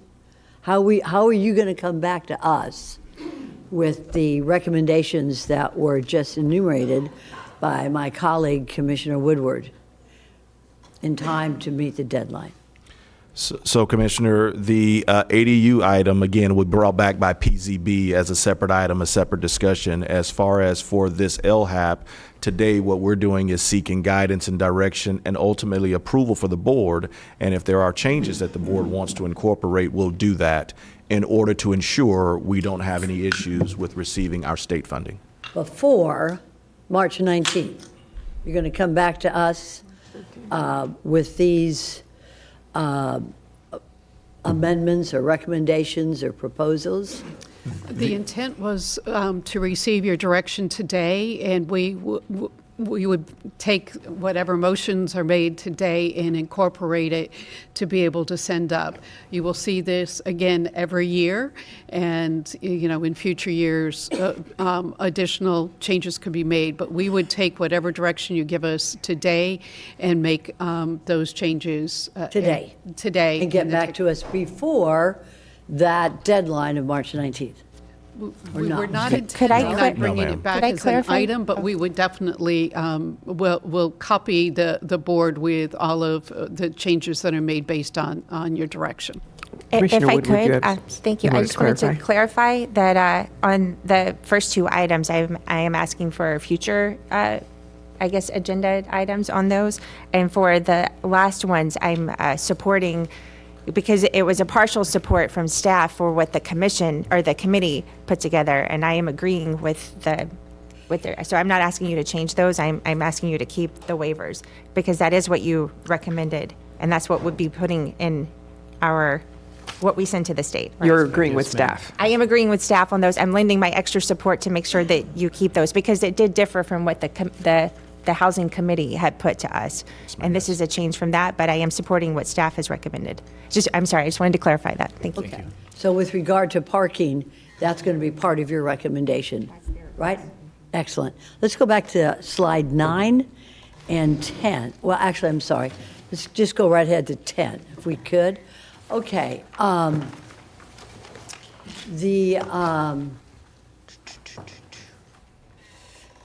should continue to pay street and related.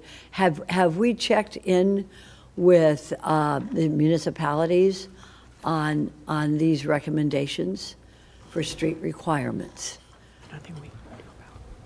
Commission, well, go ahead, Carlos.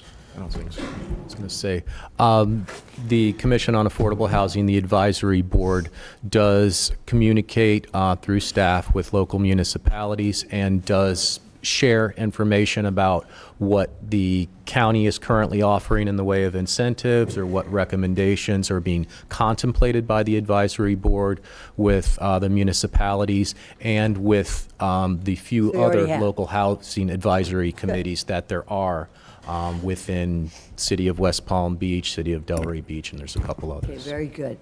They didn't give us a lot of time. From December to March is not a lot of time. So we're really pushing it here, and I appreciate your speed.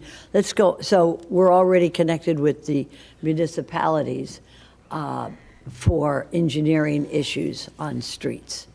So I appreciate that. Going on to slide 11. Go ahead to slide.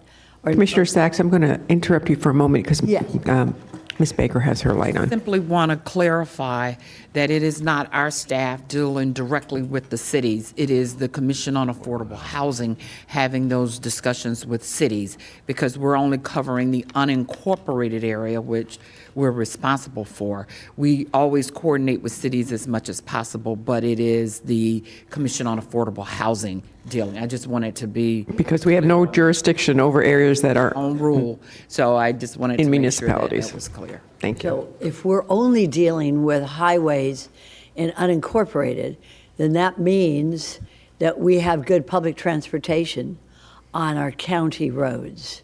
That's what your jurisdiction has been. And that's good, right?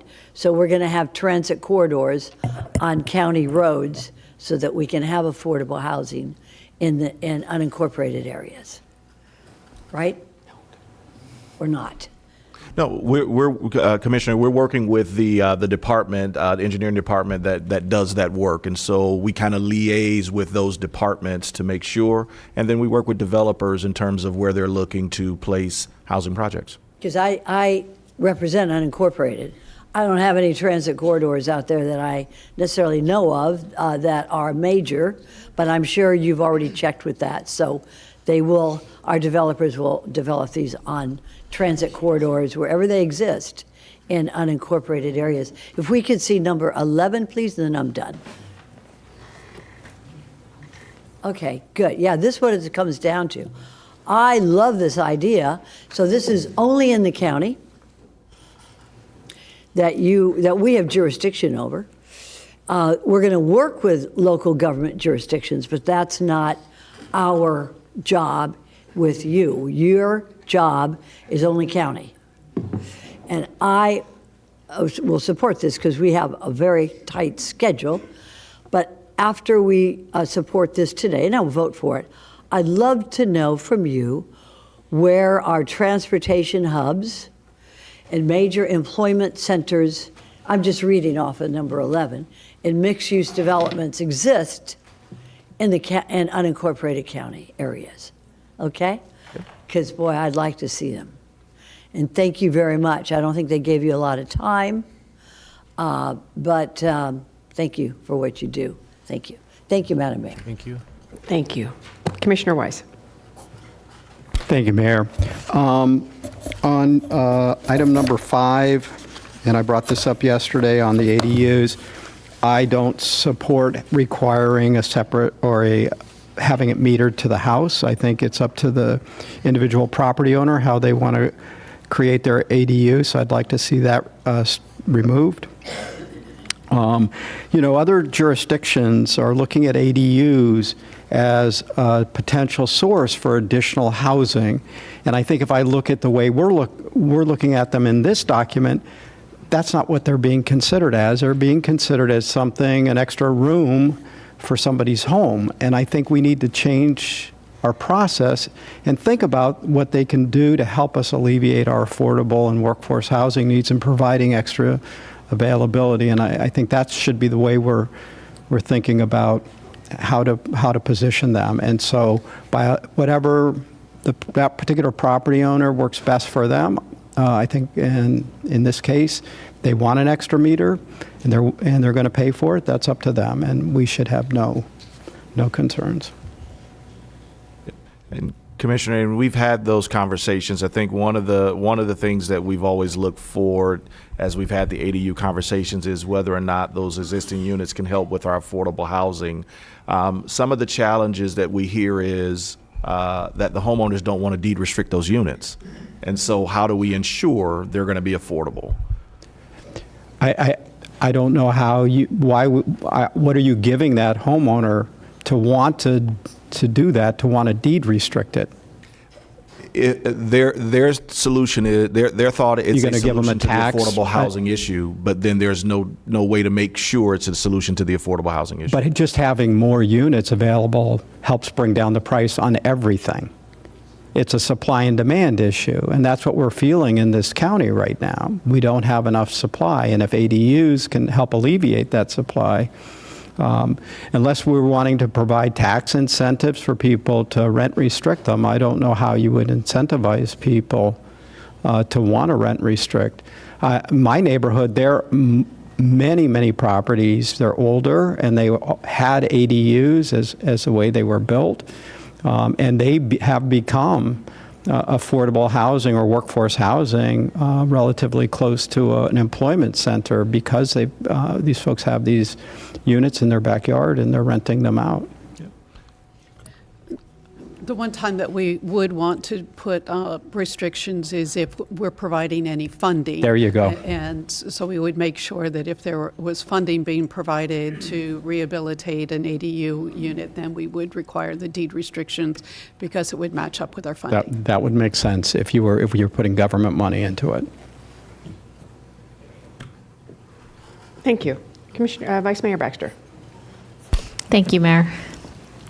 If we could go to number 4 briefly, please.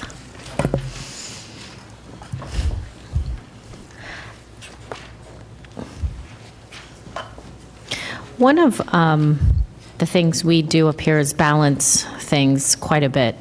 And, I understand the need for affordable and workforce housing. It does not escape me. But I have to tell you that our infrastructure is terrible. I think every single commissioner up here has talked about roads being over capacity. So it concerns me on number 4, when we allow up to a 30%, it says here, developments can exceed roadway levels of service standards by 30%. Could you elaborate on that a little bit, please? You're going to look at the engineer? Yeah, county engineer. It's actually a vestige of the original workforce housing program written when we had legitimate concurrency. So you had to meet actual levels of service. This provision allows, with workforce included in it, to exceed those levels, even though I think I would argue that statute utilizing prop share and other provisions might render this not as important as it was at a time and place. But I think it captures an intent to share for any developer that they're providing workforce if they're going to be contributing traffic at higher levels. If they're providing the workforce at the higher levels, they're receiving a benefit from that as well. How would it impact our code if we removed it altogether? If you're saying yes, it was important before, but not as important now, what would the impact be? Off the top of my head, May I respond to that? Mm-hmm.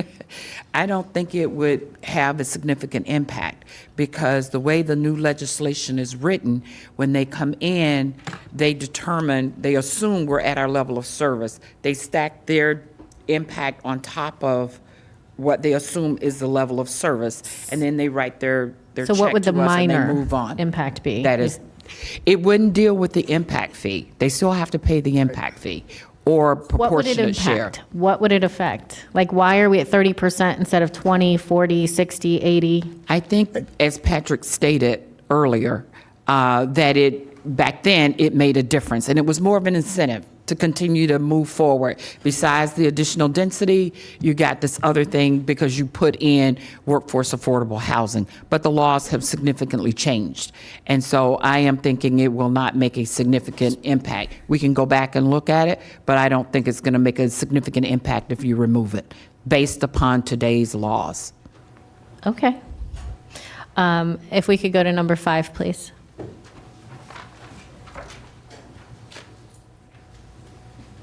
I do wholeheartedly agree with Commissioner Weiss on this one. I think we should allow, if a resident chooses options, I'm always in favor of options, if they want to have a separate metered connection, we should allow. I also agree with his analysis that affordable housing, workforce housing is solved by having more markets on the unit, but not being labeled that. It's just having smaller units at a more affordable price. I am a little concerned that we jumped right to deed restrictions on that one. That's concerning, Mr. Brown. But yes, if we are giving some tax incentives and we are giving them money that's different, but we're talking about people that already own their home, that are maybe are the private sector helping us solve a problem and maybe helping them too, because if they have, some extra space on their lot, that's one more unit they can build, put on there, and one more place available for people to live. So thank you for your comments, Commissioner Weiss. Also, if we could go to number 6, please.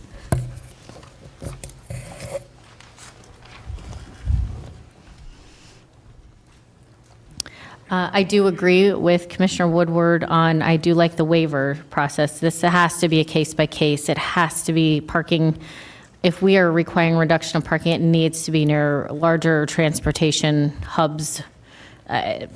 It's already a huge issue in a lot of places. Let's not compound it and make it worse in the name of affordable housing. Again, I understand affordable housing, workforce housing, but we have to find that balance with our infrastructure and our parking and so on. We can't just throw it all out the window to get units because it makes the residents that live here miserable.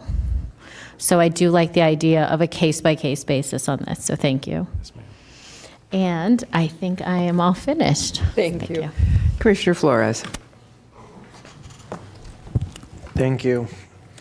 So I want to go back to 5, the accessory dwelling units. Can you explain to me that first sentence and partially supported where you removed the kitchen? Yes. The code used to require that the kitchen and the accessory dwelling unit be removed when the owner of the property vacated the main house on the property. So we eliminated that, correct? That was removed from code. That was a change that was made, I believe, last year, but that change has been made. Awesome. In this particular item, I echo Commissioner White's comments regarding the separate meter. I think it should be a completely separate meter, and the deed restrictions, I mean, we have to incentivize them for them to have a deed restriction, so. And I like Commissioner Woodward's comments regarding having follow-up discussion on this particular issue, so. Item number 6, once again, I agree with Commissioner Woodward and Baxter, Vice Mayor Baxter, regarding the waiver. I do like the changes that are being considered for allowing less parking spaces, but we have to be very careful when it comes to making a sweeping change across the entire county, and we got to make sure that we respect the different communities. So I like the waiver process. Item number 9. Okay. What did I see here? So, county should implement the applicable recommendations. So what are those recommendations? So within the Housing Leadership's plan, there were multiple recommendations on different things, and we've sat down with them on numerous occasions, going through, sharing with them those things that we're currently doing here in the county, things that we could support that may require Board of County Commissioners approval. What I can do, Commissioner, is make sure you have either the plan or a link to their plan, which the board did support and endorse in order for them to secure more funding to create more affordable workforce housing here in the county. Okay, so that's the plan we're talking about here? Yes, sir. Okay. And then number 11, the last one. So we always keep talking about traffic and mass transit and employment. I think, and it behooves all of us to start thinking about this a little differently, because today we have employment hubs. West Palm Beach has a majority of traffic coming into the city. You have that in Gardens, you have that in Boca, and in different areas of the county. We have to create other employment hubs throughout the county to spread out traffic so that not everybody's heading to the same direction every morning. There was a study done by the regional, South Florida Regional Transportation Planning, and they said, and I'll use Green Acres as an example, there is 16,000 trips going outside of Green Acres every morning and only about 5,000 to 6,000 coming in to Green Acres. So we have to reimagine the county, and we have to create more employment hubs as we try to solve some of these issues throughout the county. So I just wanted to bring that up here because I think it's fitting, because we're all talking about traffic. We have to be able to divert traffic other places, and usually most of our headaches are between 7 in the morning to 9 or even earlier, and then 4:30 to about 6:30, 7 o'clock. So we really have to start considering where we could create these other employment hubs. Thank you. Yes, sir. Thank you, Commissioner. Thank you. Commissioner Powell.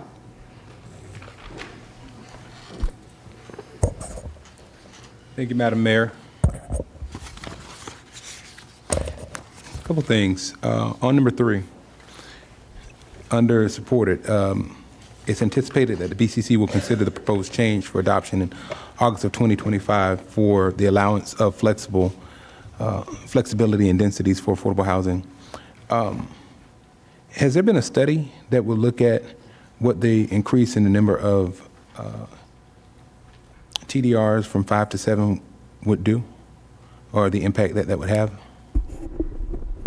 Commissioner, I don't think we've looked at it that way. In fact, I would say that the TDR allowable densities, I'm not sure they've ever been modified since initially adopted in the plan 20 some odd years ago. But not taking a deeper dive at what they do, I would say this: when TDRs were created, that was the only bonus density program. Since then, you have workforce program as well, and certainly processed a number of other comprehensive plan amendments. So the world in achieving density has changed a lot. Thank you. Thank you. My colleagues have indicated under number 5, affordable and accessory dwelling units. This would indicate that when we are talking about separating the electric hookup, this is only for unincorporated Palm Beach County, correct? Okay. Correct. Thank you. We go further.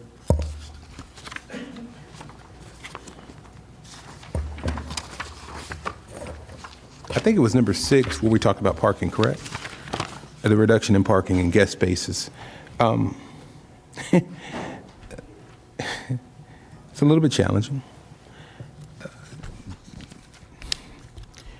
I think this is something that we should really kind of study, and this is, again, only for unincorporated Palm Beach County, correct? And this would be those developments that are now being developed. This is something that we should have take a deeper dive in terms of a study. I don't want to be partially responsible for creating a tow company wealth plan where we create these new developments and people are parking in places where trying to get in where they fit in, are making spaces, and the tow companies are coming in and towing people's cars for more than many of these people can afford to pay. Or even, I know there's been instances where people have had their cars towed and the storage fees get so high that the people just leave the car there. This is a challenge that we really need to look at, and it concerns me. I know we, of course, want to make accommodations for the cost of living and making sure that there's a number of units available, but also while doing that, the two most significant costs to people in terms of being able to live are housing and cars. Unfortunately, we live in a place where some people are living in their cars. So I don't want to be responsible for the tow company wealth creation model, which is obviously going on in Tallahassee if you have students who go to either FAMU, FSU, or TCC. Tow companies are really raking in the funds. Number 11.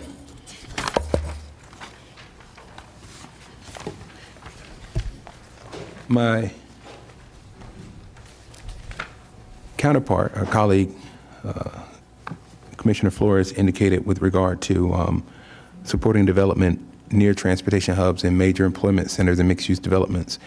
In the world of planning, when you start developing a lot of commercial uses in different areas, you start to really create sprawl, right? And the problem we have is not more so the hub of where the employment is, it's the spatial mismatch of where people are working and where people are living.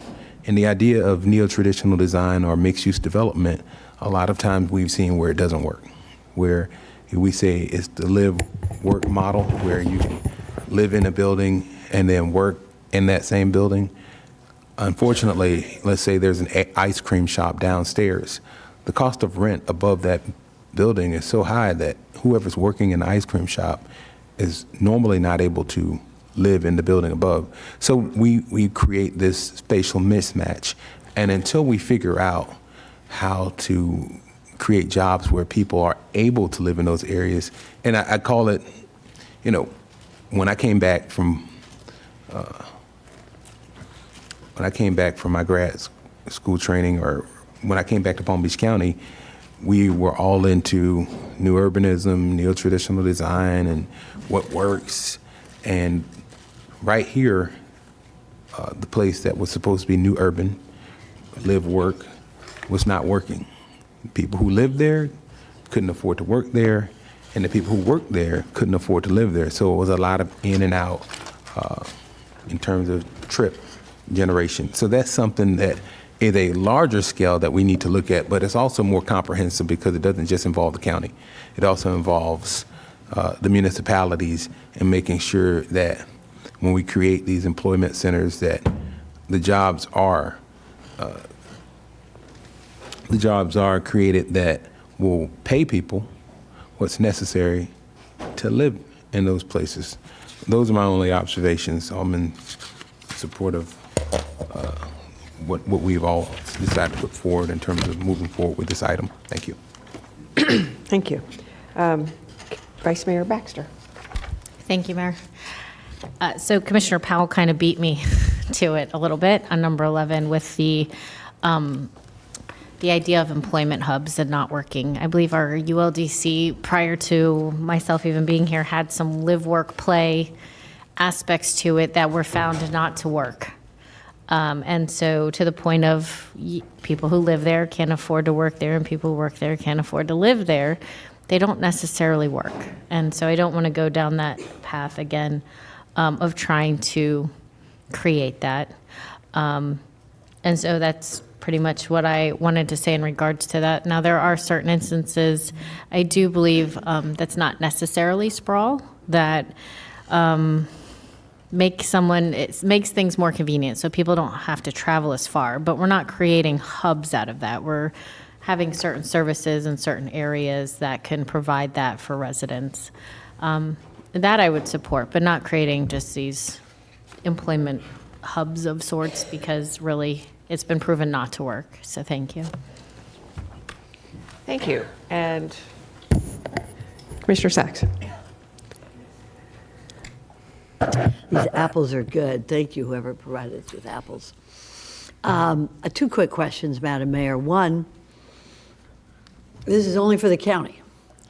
How are you going to let us know? We've had questions here about Green Acres, West Palm Beach, Delray Beach. How are you going to let us know which cities are also in conformance with the county's recommendation on these issues of affordable and workforce housing? So Commissioner Carlos mentioned earlier, so there are a number of cities that are their own entitlement cities. They receive their own funds. They have their own advisory committee. They work with their commissioners, and then those cities make their decisions. And then there are some municipalities that do not receive a direct allocation of state funds, and we, the county, work with those municipalities. That's where we've had our Commission on Affordable Housing engaging and continuing to encourage them to engage those cities where we assist their residents with our state funding. So when we talk about cities up here, we don't know today, as we vote on this issue, whether or not the cities that many folks up here represent will actually be complying with accessory units or parking or any of that, because this is only for county. Yes, ma'am. Okay. I think it's a courtesy to the commissioners, because many commissioners represent cities, that you would let us know at some point, all of us, which cities are in compliance and which cities are not, so that when we go back to represent the people in our cities, that we can let them know, yes, there's going to be, we are recommending that you can have an accessory unit or that parking or any of the other recommendations, which I think are good, are part of the whole county plan. You could. One last question is, we have some interesting ideas that came up, and I think that they're excellent. How do we proceed now, Madam Mayor, if we're going to vote on this, and if we want some changes done, how do we proceed on this vote today? Well, I'll take both questions. And first off, again, we are only dealing with the unincorporated areas. We can't tell a municipality what to do. We can't withhold anything from them because they're our partners, but we have no jurisdiction over a municipality, zero. What we do have jurisdiction over is whoever is getting dollars from us. That's where our jurisdiction lies. We can't tell a municipality that they have to have a meter or not have a meter. We can't do that. We have our own codes. They have their own codes. So that is something we have no purview over. As for what we're going to do today, I think we're pretty concise about what we need to do today. And I think with the opinions that we've heard from everybody, it's very easy to go through this list and say, we want separate meters, we want waivers, and the recommendations your last page, sorry, go to this. Sorry, I will get it in a second. I'm sorry, number 9, while we supported the Leadership Council's Housing for All and endorsed it, it didn't mean that we took everything that they said in that plan and made it ours, because there are some points that we don't agree with.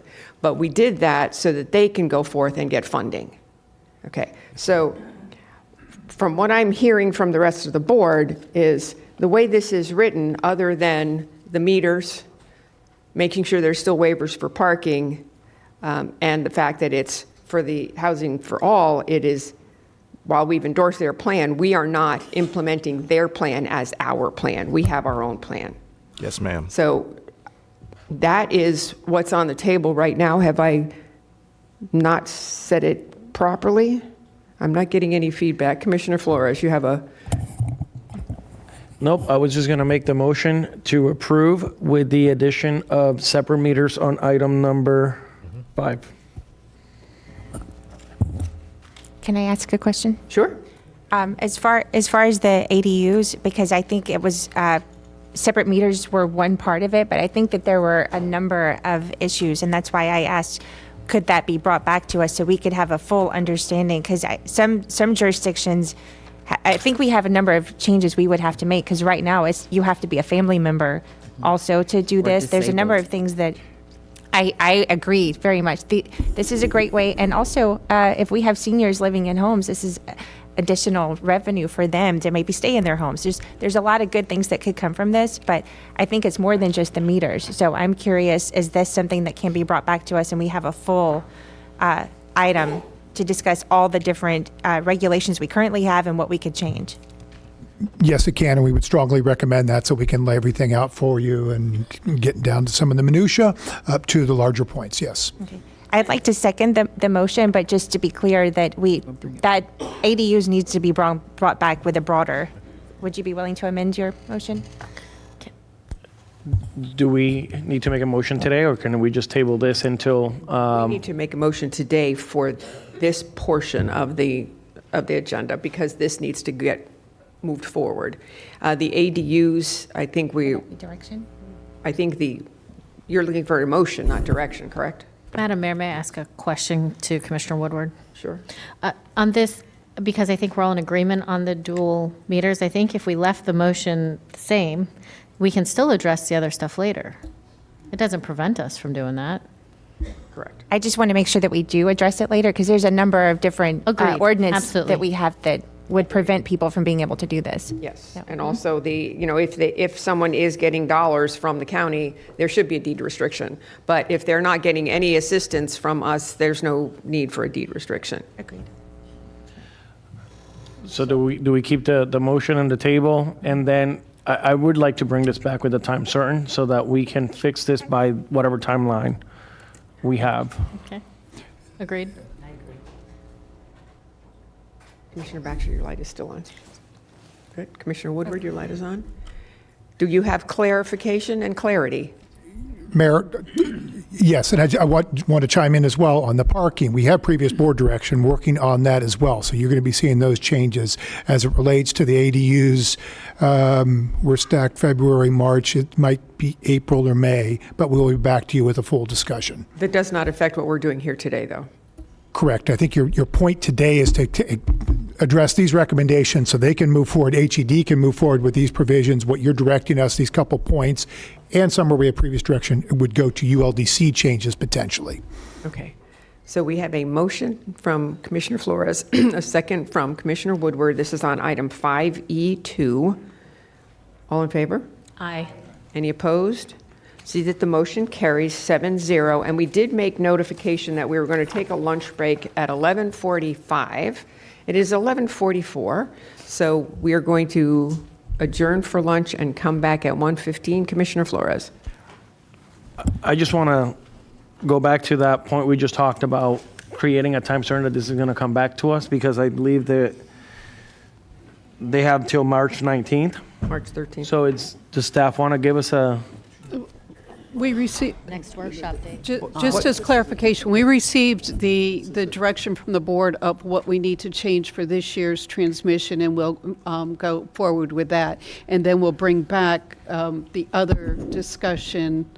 do we not, I'm asking the board, do we not want to do it by the March 19th? No? It's the 13th, isn't it? Not the 19th? We're going to submit to, It's done. by the 13th is our goal to submit. I think already what done. their staff is telling you is that they're going to incorporate your changes and send it forward by the March date with your changes. I understand that, but my question is regarding Commissioner Woodward's comments that she would like to address some The other ADUs. issues. Okay, I didn't understand And I'm asking that. if we want to do that by the March 19th date. That's up to the board. I think If I could, because we're talking a ULDC change at this point, correct? There would be, and I would tell you that your February agenda is extremely busy. The March deadline would be extremely busy to meet, and your March hearing would be after this 19th date as well. I'm thinking. And just so that I understand, when we does this have to go through like a couple of readings for us to do something It like would go, this? you would initiate for us, it would go to zoning commission to make a recommendation, then you'd be making a code change, probably two hearings.